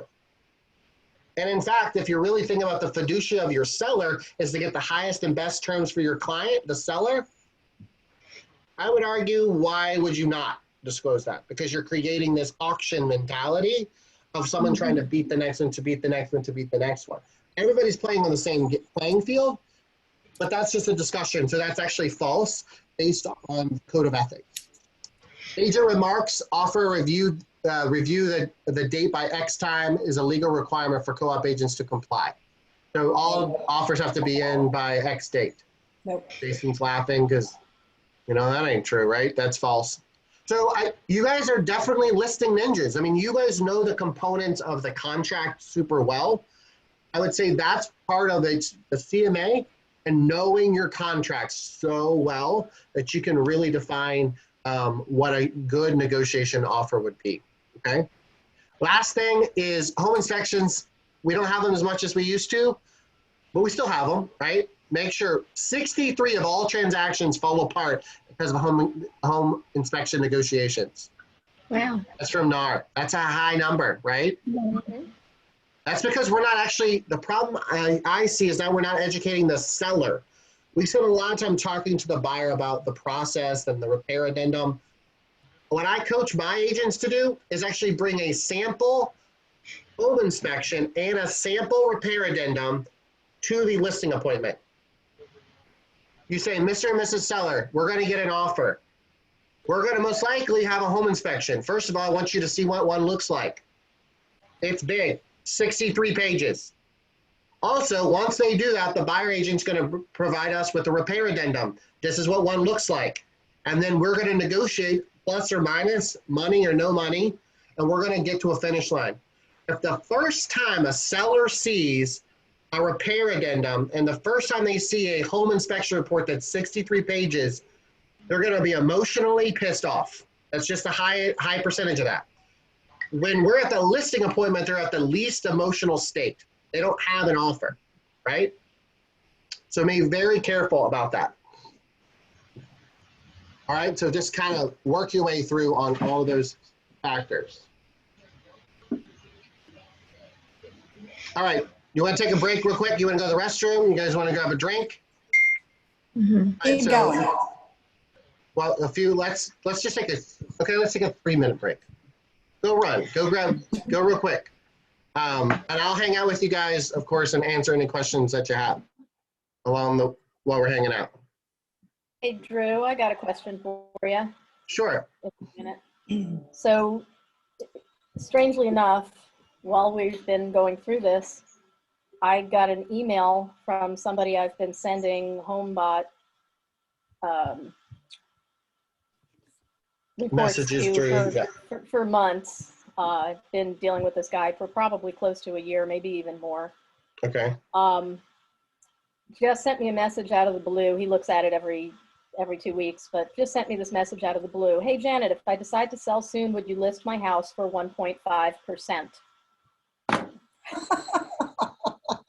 So guess what we're going to do? Tell me, people, how do you answer this question other than saying... Go to page 27, and we're going to say... I think you say, hell no. Well, I mean, I didn't say anything. I have completely avoided the question because I didn't think hell no was the appropriate response. So the first thing is, are we going to say hi to my wife? She's thinking in the background. Hello. What are you doing? I'm trying to get. So the answer to the question, I would say, is first of all, do you have another agent that's offering a discount? Let's just ask that question. Because are they comparing you to Johnny, Sue, Johnny from wherever company, first of all? Oh, yeah, I'm sure I know exactly who he's comparing me to, yeah. Okay, well, let him or her tell you that answer, right? Right. You just say, hey, first of all, let me ask you a couple questions before I answer the question. Is there another agent that you're interviewing that's offering a discounted commission? You're going to probably always hear the yes, right? Mm-hmm. And then if you go back to it, says, what's concerning about that is that if they're so willing to give away their commission and their money, I'm really concerned that they're also going to not negotiating the best favor for the highest price for you. If you text that and they're logic-based and they're money-based and they want to make as much money, I'm going to be like, discount person, me. One thing, I've been to many negotiation classes. Don't quote me, I think it's 68 or 70% of sellers. The reason why they hire us is for our negotiation skills. So what they're doing right now is testing your negotiation skills. So if you back down, who's the better negotiator, the seller or you? No, the seller, yeah. And we don't want them to lead this transaction. You're the business professional, not them, right? So I would just ask those two questions is if you mind, would you share with me if you're getting a lower commission and with who? And the second, you don't disparage another consumer, or another agent, but then just say, I'm worried about that because if he or she's willing to give away their money and commission, I'm worried that they will, when the moment's right, are they going to negotiate or leave some money on the table with your deal? What about if the answer is, what I think it is that it's it's either a cap center or a Redfin or somebody who that is their price? Yeah. So I would say one of the things is that I'm an independent contractor and I'm 100% compensated by the model that I'm paid. And so I'm invested in the entire transaction. And sometimes in those other cases, they have other compensation plans that allow them to keep food on their table for their family. Mm-hmm. Make sense? Yes, that's what I needed. Thank you. Sure. So let's dive back in. I know, Pam, there's a couple people kind of coming back from the restroom. Well, actually, there's a decent amount still hanging out here. Drew, you have to be careful when you tell my group to go get a drink. Why? Yes. Everybody's cracking open the bottles of wine. We're having a happy hour. People. I love it. We're having Is a the happy wine hour open right already? after this. Wait, where is the wine open already? Yeah. I don't have any. Next time we do a training, I'm going to be in person and we need to do that happy hour right after. Yes. So. And Janet, I had that happen to me, so come see me. I'll tell you how I handled it. I love it. Well, we have 20 minutes left. We're going to finish strong. We still got some good stuff. And one of the first things I'll tell you is this book has changed my life. This is a classic. This is a goodie, but an oldie. It's Stephen Covey. It's 7 Habits of a Highly Effective People. If you've read the book, you need to read it again. If you haven't read the book, you need to read it. And there's a lot of good stuff about just leading. And again, I think being a listing expert, you're the leader through the entire process. Sometimes in the buyer process, you're not as much as the leader because you have to do what the buyer wants. You have to do what the lender tells you to do. There's just some differences there. So if you're truly a listing expert, we need to really make sure that you know how to negotiate the best way. And if you're newer, sometimes your confidence isn't up there yet. You're just not kind of there. So in the book, there's a snapshot of this, and it talks about the fact that you have to have character, relationships, an agreement, and then you have to have supportive systems and a process. One thing that I'll tell you that when I'm looking at this, I would make sure you realize you have, number 4, you have an amazing brokerage and broker, a supportive system, right? So when we're looking at that first icon, number 1, character, it also is your clients and the agents. I've had situations where my seller wasn't super high character. They did some shady stuff. And I had to really make a decision if I'm going to be in business with those type of individuals, right? Relationships, about communication. So what I would write next to box number 2 on your workbook on page 35 is that if you want to build more referral relationships with sellers, you have to be a good communicator, meaning returning emails, returning phone calls, text messages, and doing that weekly communication with them. And I know that seems foundational, but when you get busy, it becomes a little bit more challenging, right? And then of course, win-win, those agreements in writing, right? We can say, let's have a little conversation with the co-op agent, hang up the phone, send them an email that says, hey, per our conversation, we agree to X, Y, Z. Your broker's gonna appreciate that. Your seller's gonna appreciate that, because if we do the he said, she said thing, that's gonna be real tricky when it comes to actually having an effective negotiation strategy. So I want you to go through that. And then the last one we talked about, number 4, is the broker. Number 5 is the process. Remember I talked about systems, but you have to be consistent with your habits. You can't give a seller experience that's 5-star amazing and then not do the same level of service to the second seller and the third seller, right? And what I tend to see is when you have 1 listing, you're a rock star. But when you have 6 at the same time, I don't know if you're a rock star, right? So we've got to really work on those systems or processes to create habits to where regardless if you have 1 listing a month or 5 listings a month, you have that same process, that same customer experience. So I just want you to kind of be aware of that and know that that's built into that. We also need to just be aware of negotiation styles. There's a ton of cultures where negotiation is supposed to be this dog-eat-dog fight. That's just how they culturally believe that's an effective way of negotiation. It's a way that culturally they've been brought up, their parents brought that up, or it's just there's a high emotion. So realize there's 3, we always look at there's 3 kind of types of negotiators. The competitive negotiator, the compliant negotiator, or the collaborative. I would probably say most of us fall in the compliant, right? We want to make it a win-win. We don't want to have criticism or friction. But again, if you're going to be a listing machine, a listing ninja, there's going to be some friction, but you've got to work on mutual and shared discussions and shared power and just realize that you got to kind of find that win-win in the middle of that, which I know you guys know that, but sometimes when you're in a heated discussion, you think he or she is ego-based, power, control, intimidation. You know those ones on the left-hand side. You've seen it. Just be aware of your own surroundings. And the last thing is the characteristics of a skilled negotiator. You ask questions rather than telling people, right? So when you're negotiating offer with a co-op agent or you're negotiating with your seller, you're using those questions that we talked about, permission-based questions, asking, those switch cost questions. Also, test for the understanding. It's not that you're not smart or they're not smart, but we're all going 100 miles an hour. So if you're on the phone negotiating a deal with a co-op agent, just pause and say, let me just make sure I understand what you just said. And read the notes, because I'm sure you wrote it down, right? And then or just say, let me summarize what I think I heard you say. Because when I say dog, you guys all picture a dog, right? But I picture a Shih Tzu, and you may picture I don't know, a great Saint Bernard or a Great Dane, right? The same words that I use and the same words that you use, we may have a different alignment of that, right?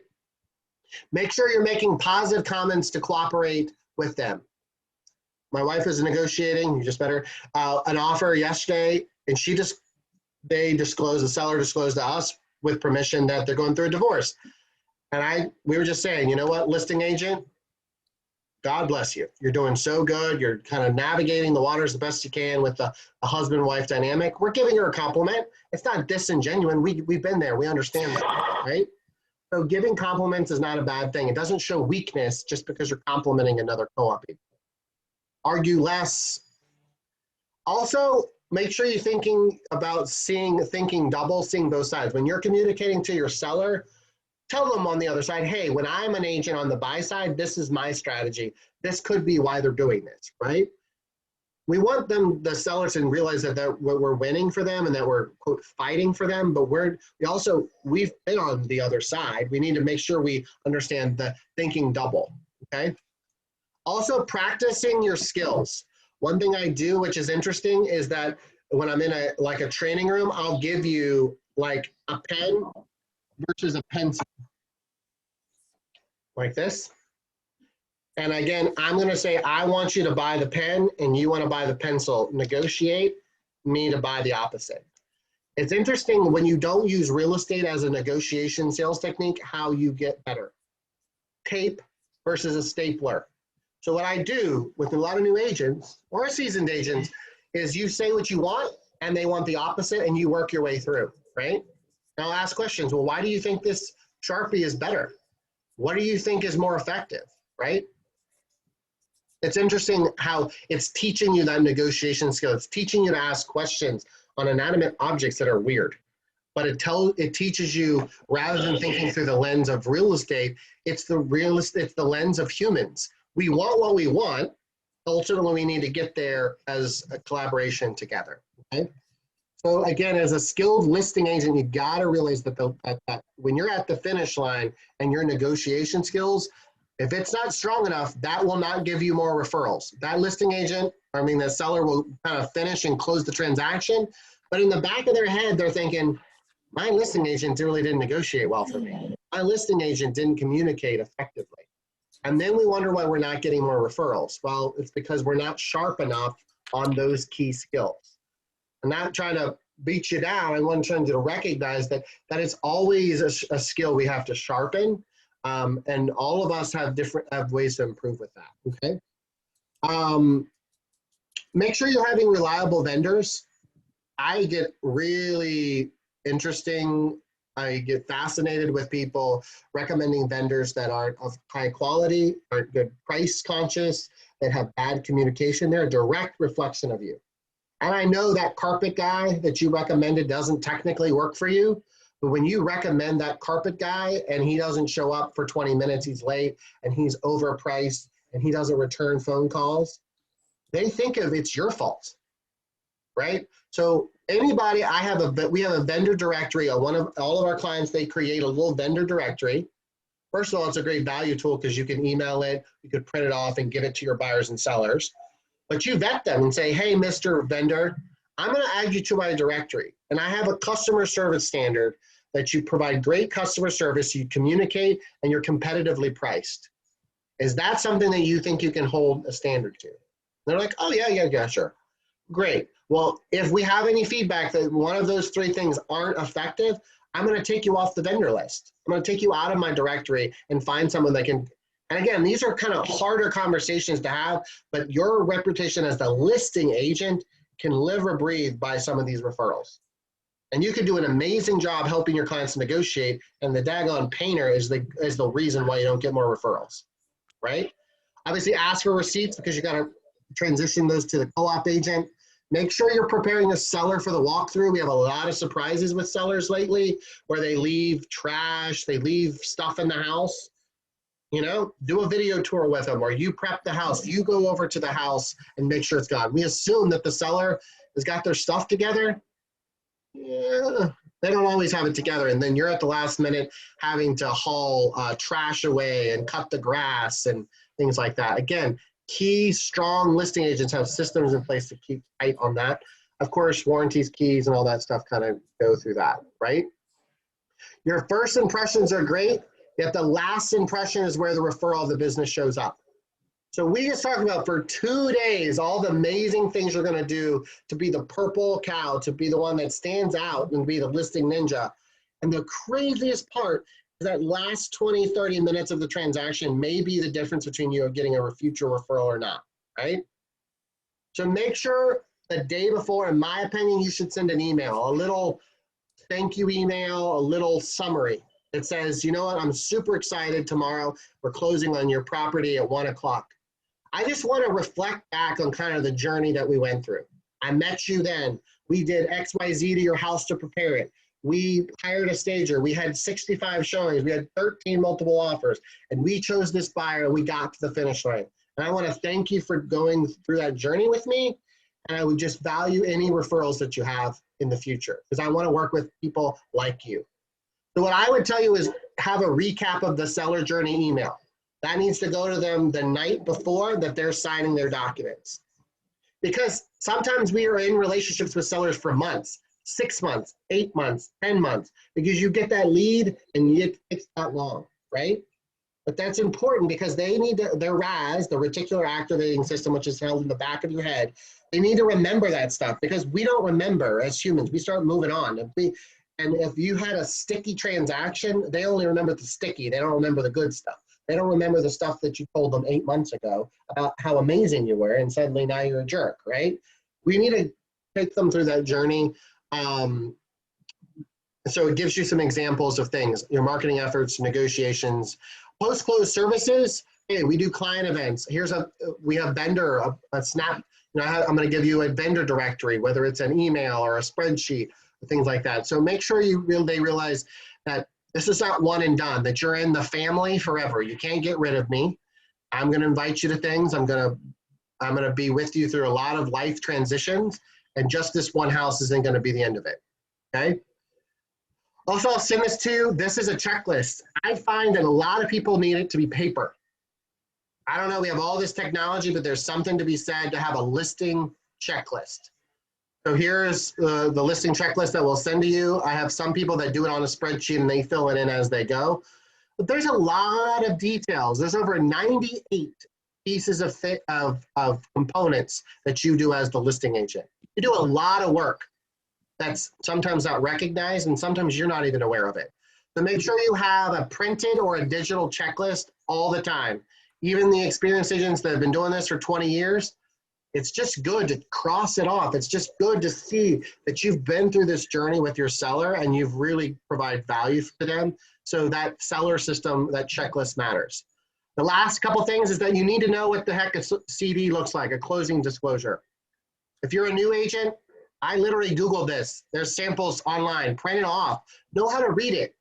You don't need to be a lender, but you need to know how to read it, right? Remember, there's the 3-day rule of disclosure to the buyers, right? That they have to receive this document, the disclosures, and then they can close in 3 days, right? The sellers will sign, and then the buyers do, right? But make sure you check your commission. I mean, that's a big thing. Don't feel like you're greedy. That needs to be right. Susie, when she's cutting the commissions and her leadership team, they're not going to be happy if the check's not the right amount, right? And those commission amounts are fluctuating right now, right? Also, make sure you're checking all the credits, even the last minute ones, you know, the home inspection credits. Those things need to be checked off. Mistakes happen. There's a lot of humans touching this document. And so part of your fiduciary is making sure it's correct. But make sure you understand what that CD looks like. The last thing that I'm going to say, and then we'll open up for any comments or questions, is that your job for referrals, especially seller referrals, doesn't start when you get the lead. It starts when you close the transaction to get more of them. So one of the biggest things that I'll tell you is that we're not telling our story loud enough. And what I mean by that is you're not telling your seller story. You on Facebook saying, we sold this house, congratulations to my seller, is from your perspective. That is what we call marketing bias, where the consumer goes, oh yeah, he's tooting his own horn, that's great, right? But if you saw me on social media last night, Susie gave me a great kind of testimonial, little recap of how our day one went, right? I put that on social media. What's more credible, Susie Hall that owns and operates New Home, the Next Home Advantage, or Drew saying it, right? There's more credibility in your consumer telling the story than you. So guess where that starts? You have to ask the question. I emailed Susie, she replied with a response. I asked the question, right? So one of the things you'll see on the screen is that you guys have 6 Google reviews. I'm telling you, that's not super good. That's not great. If I'm a seller and I don't know you from Adam, Susie, or Johnny, I'm gonna Google you. I'm also gonna Google your company. You guys are a young company, and I think, honestly, I coach a lot of brokerages. You got some good stuff, right? You're coming into this marketplace, you're taking market share, you're gonna be attracting some attention, right? We need to be able to Google you and the good stuff show up. So what I would challenge you to do as a brokerage is set up a system for that. Set up an opportunity where our sellers and our buyers get that Google link. They're like, how do you do it? All right, well, literally I Google Next Home Advantage.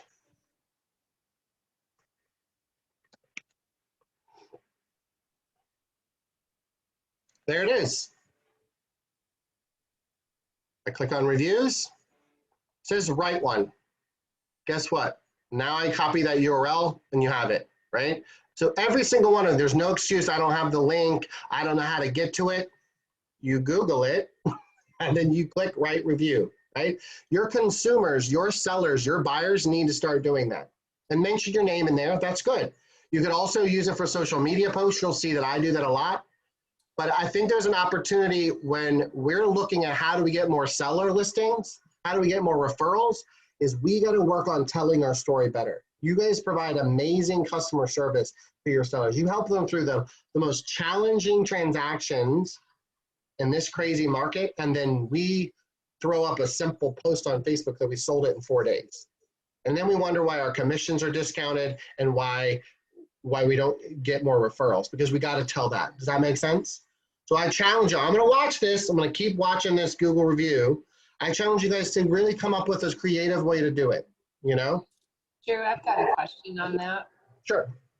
So we've actually been working really hard on trying to get reviews. They've been going to the Google local service ads. Sure. But it's been a huge, huge challenge to get the people to do it. Do you have anybody that has the brokerage directly ask for a review and the agent ask for a review? Because obviously the agents want the review to go to them, which I understand, but we want to build up the company as well. So this is an idea, is that you as the brokerage, and I hope not to be stepping outside of my lane here, but I think the brokerage is to dangle the carrot in front of your agents, right?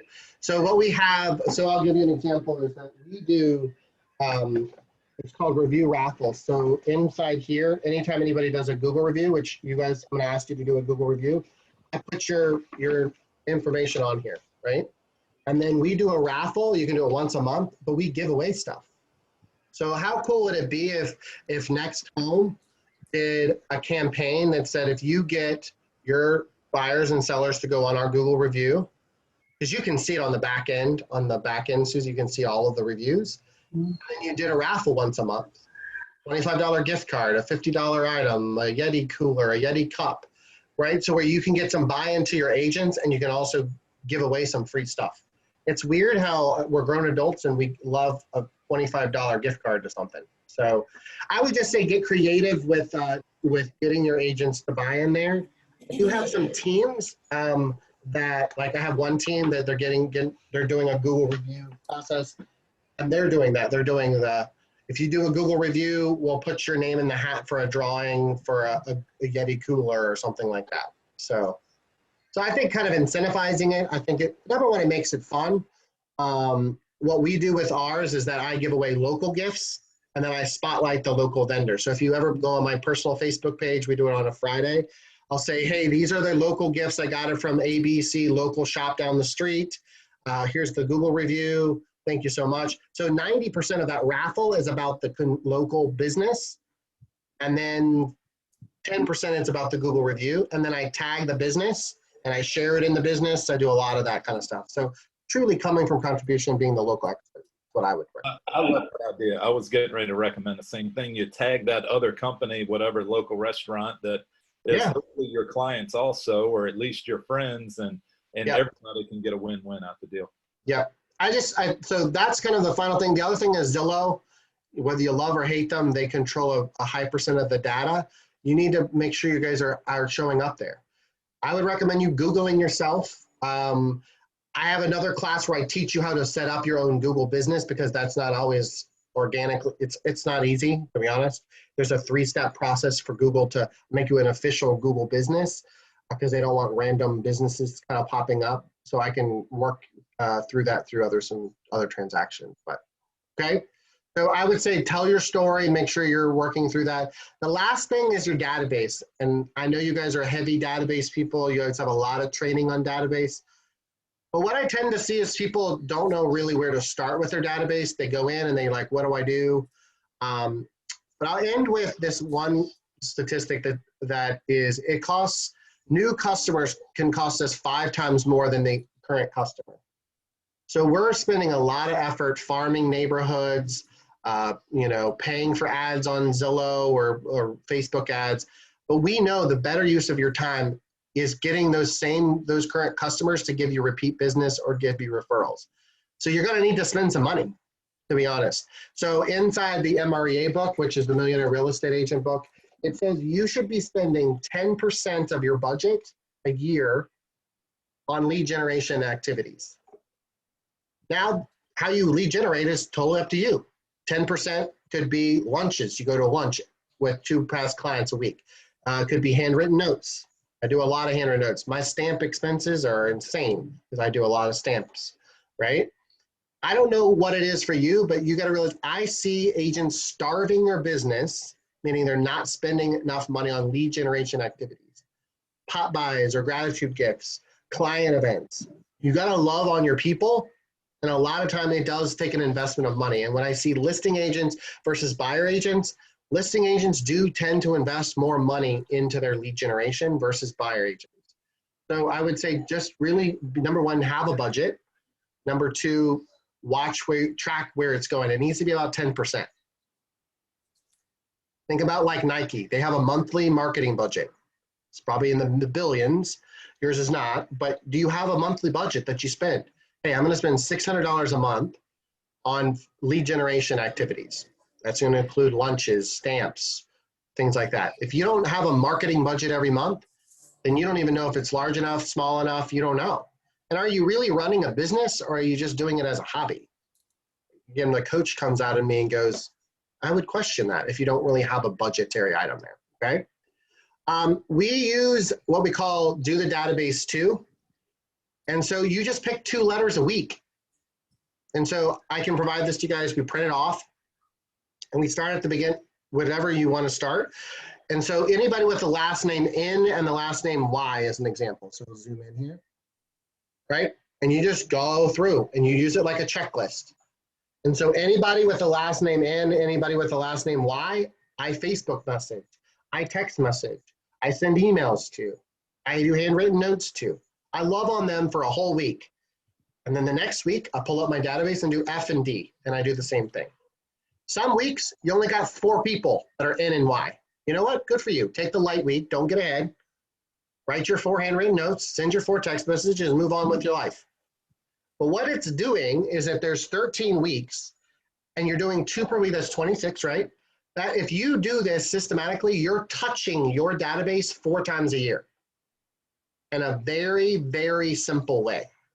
And so what we would recommend you do is keep it simple, but that's a system. Right there is a system.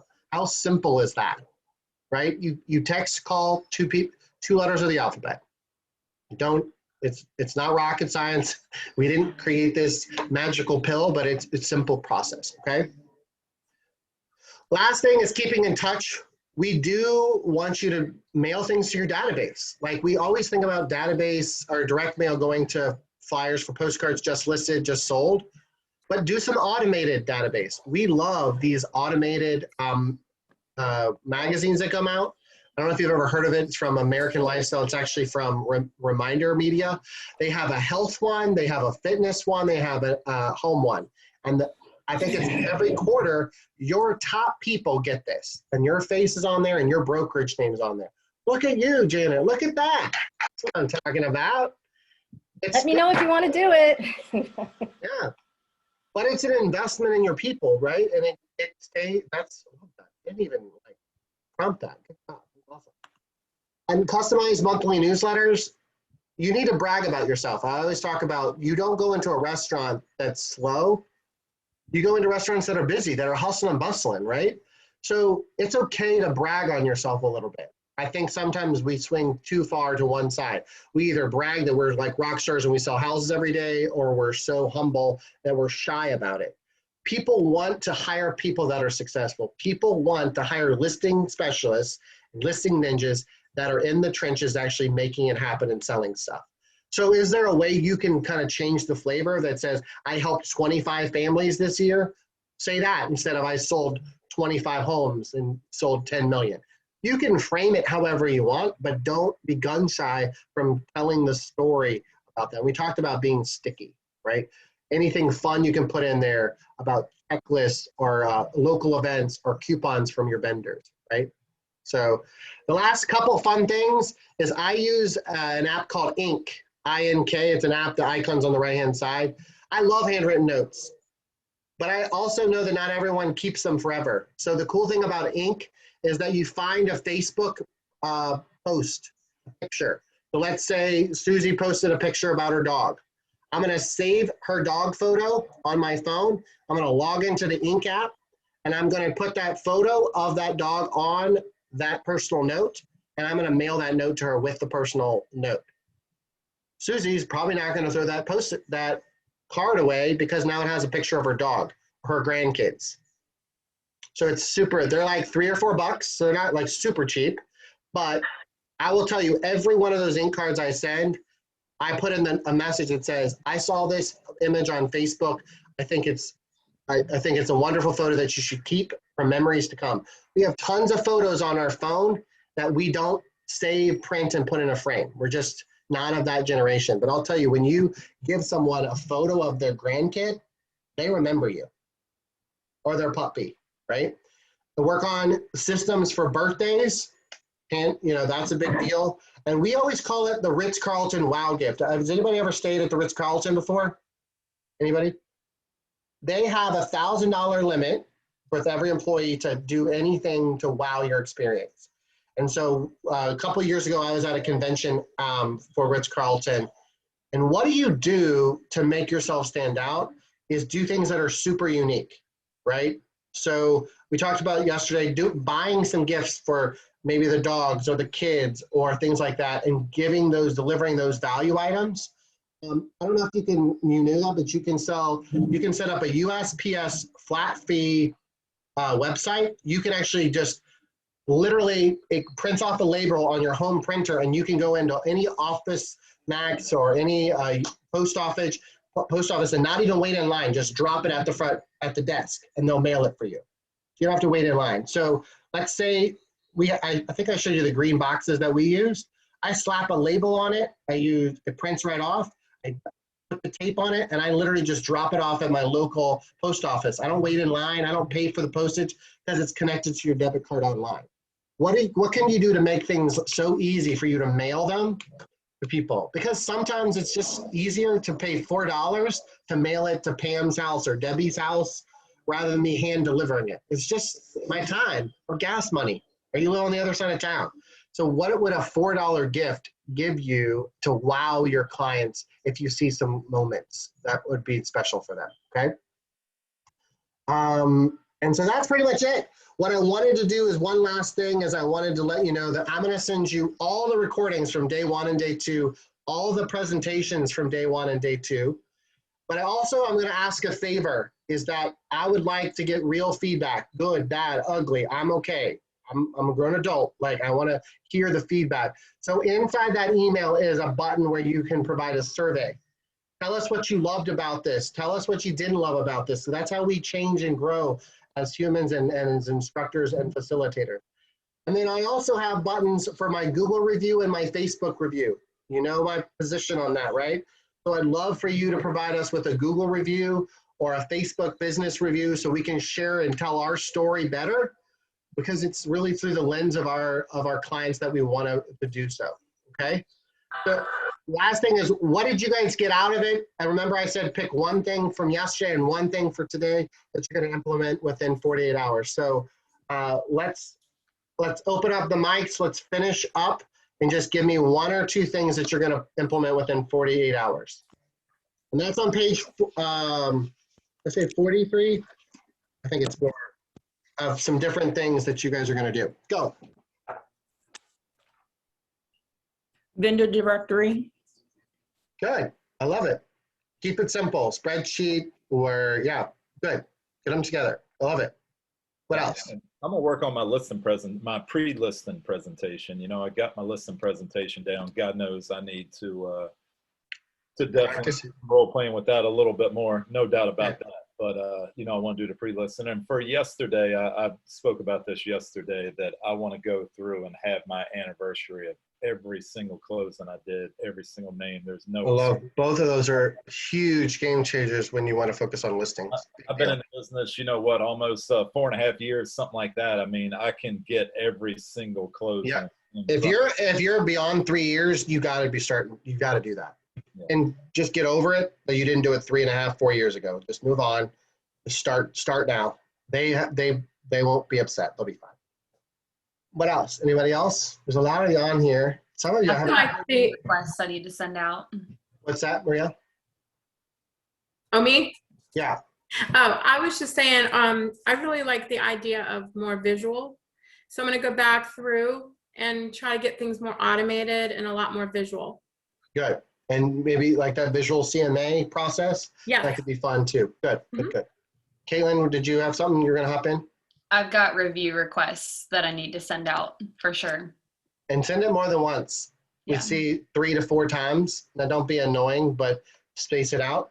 Also automate it. If you use Constant Contact, or if you use MailChimp, or use or even Gmail has an automated scheduling system, space it out so you're not remembering it. Just have it drip for 3 or 4 times. Love that. Anybody else? I like the listing intake sheet that you can send and have them fill out prior. I think just seller questionnaire.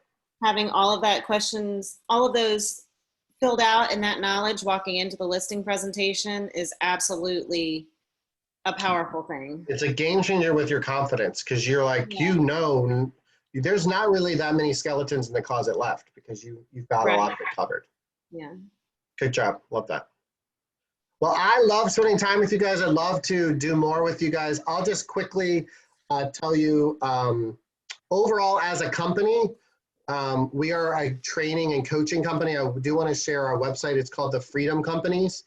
And so ultimately, if you feel like you need a coach, if I can pull this up, I have a few more spots. I do a lot of one-on-one coaching, but I have a limited number of spots because I'm only one human and I want to provide good quality service. So I currently coach 27 one-on-one coaching people. My limit is 30. So if you want to do that, we charge a flat fee for that. We do once a month or twice a month. And the website literally tells you the pricing. So it talks about coaching programs and training options. So if you want to know about pricing. One thing that's not on there is that we just announced group coaching. And I will tell you that's the most economical. So those of you that are a little nervous or about, oh my gosh, I can't hire a coach now, I'm not sure I can do that. What we're doing, we already have 2 groups formed. We want at least 4, if not 6 people, and we charge $200 a person. And so the beauty of it is, number 1, you have peer accountability because you guys hold each other accountable. But number 2, you mastermind and collaborate, and then I'm with you twice a month. So 2 hours a month, it's $200 a person, and we collaborate together. Because a lot of what you learn in the last 2 days, it takes implementation. And sometimes after this is over and the Zoom's turned off and you look at your notes, it may feel overwhelming. And a group coaching option may be a good fit for implementation. So if that's something you're interested in, there is a book a session button on my schedule there, and it tells you exactly what opens. Book a time, and we'll chat via Zoom, and we'll personalize it. I'll be the first one to tell you if I just think we're not a good fit, or if maybe you need to train a little bit more before you hire a coach. Because our contracts are only 3 months at a time, so we're not signing crazy year-long contracts with you. But I love the opportunity to train with you more and coach with you more if you feel like that's the next step. Susie, anything you want to end with? So I was just about to jump in and say that Drew and I did not talk about this. This is just coming from the last 2 days. My agents are amazing agents and amazing human beings. The one thing that we consistently fall short on is implementation. Yeah. So I just want to say that group coaching would be, yeah, oh my gosh, that would be amazing. We think that training is different than coaching, and so it's great to, best practices are in training, which is what we did today and yesterday. But each one of you are going to tailor and tweak and modify this a little bit, and that's where we go in the weeds, and then we sometimes go to hell with it. I'm not doing it. So if you guys, also typically we do the groups by brokerage, so you kind of are, because you guys are just talking the same language. So there's a group of you that feel like you want to do group coaching. It's $200 a person. It's a 3-month commitment. We'll come up with a time and a date that's consistent. Right now we're doing them via Zoom, but eventually we can get to the point where we're doing it in your training room or conference room, right? And it's peer accountability. And we do a 12-week goal setting exercise, and we hold your feet to the fire of what each week you got to do. And your peer accountability helps you implement too, okay? And of course you have access to me not 24 hours a day, but a decent amount of time by text or by phone or email if you're in that group, right?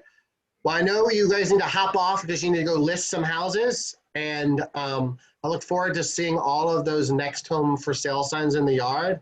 I'm rooting for you guys, and if there's anything else I can do, you guys have my personal cell phone, my email, and hopefully we won't be strangers. We'll see each other. Social media, follow me, find me. My friend request is right at 5,000, so I do have a fan page, but I'll boot some people out with friend requests. Just if for some reason it blocks you, just message me and I'll boot somebody out, because I'll be friends with you.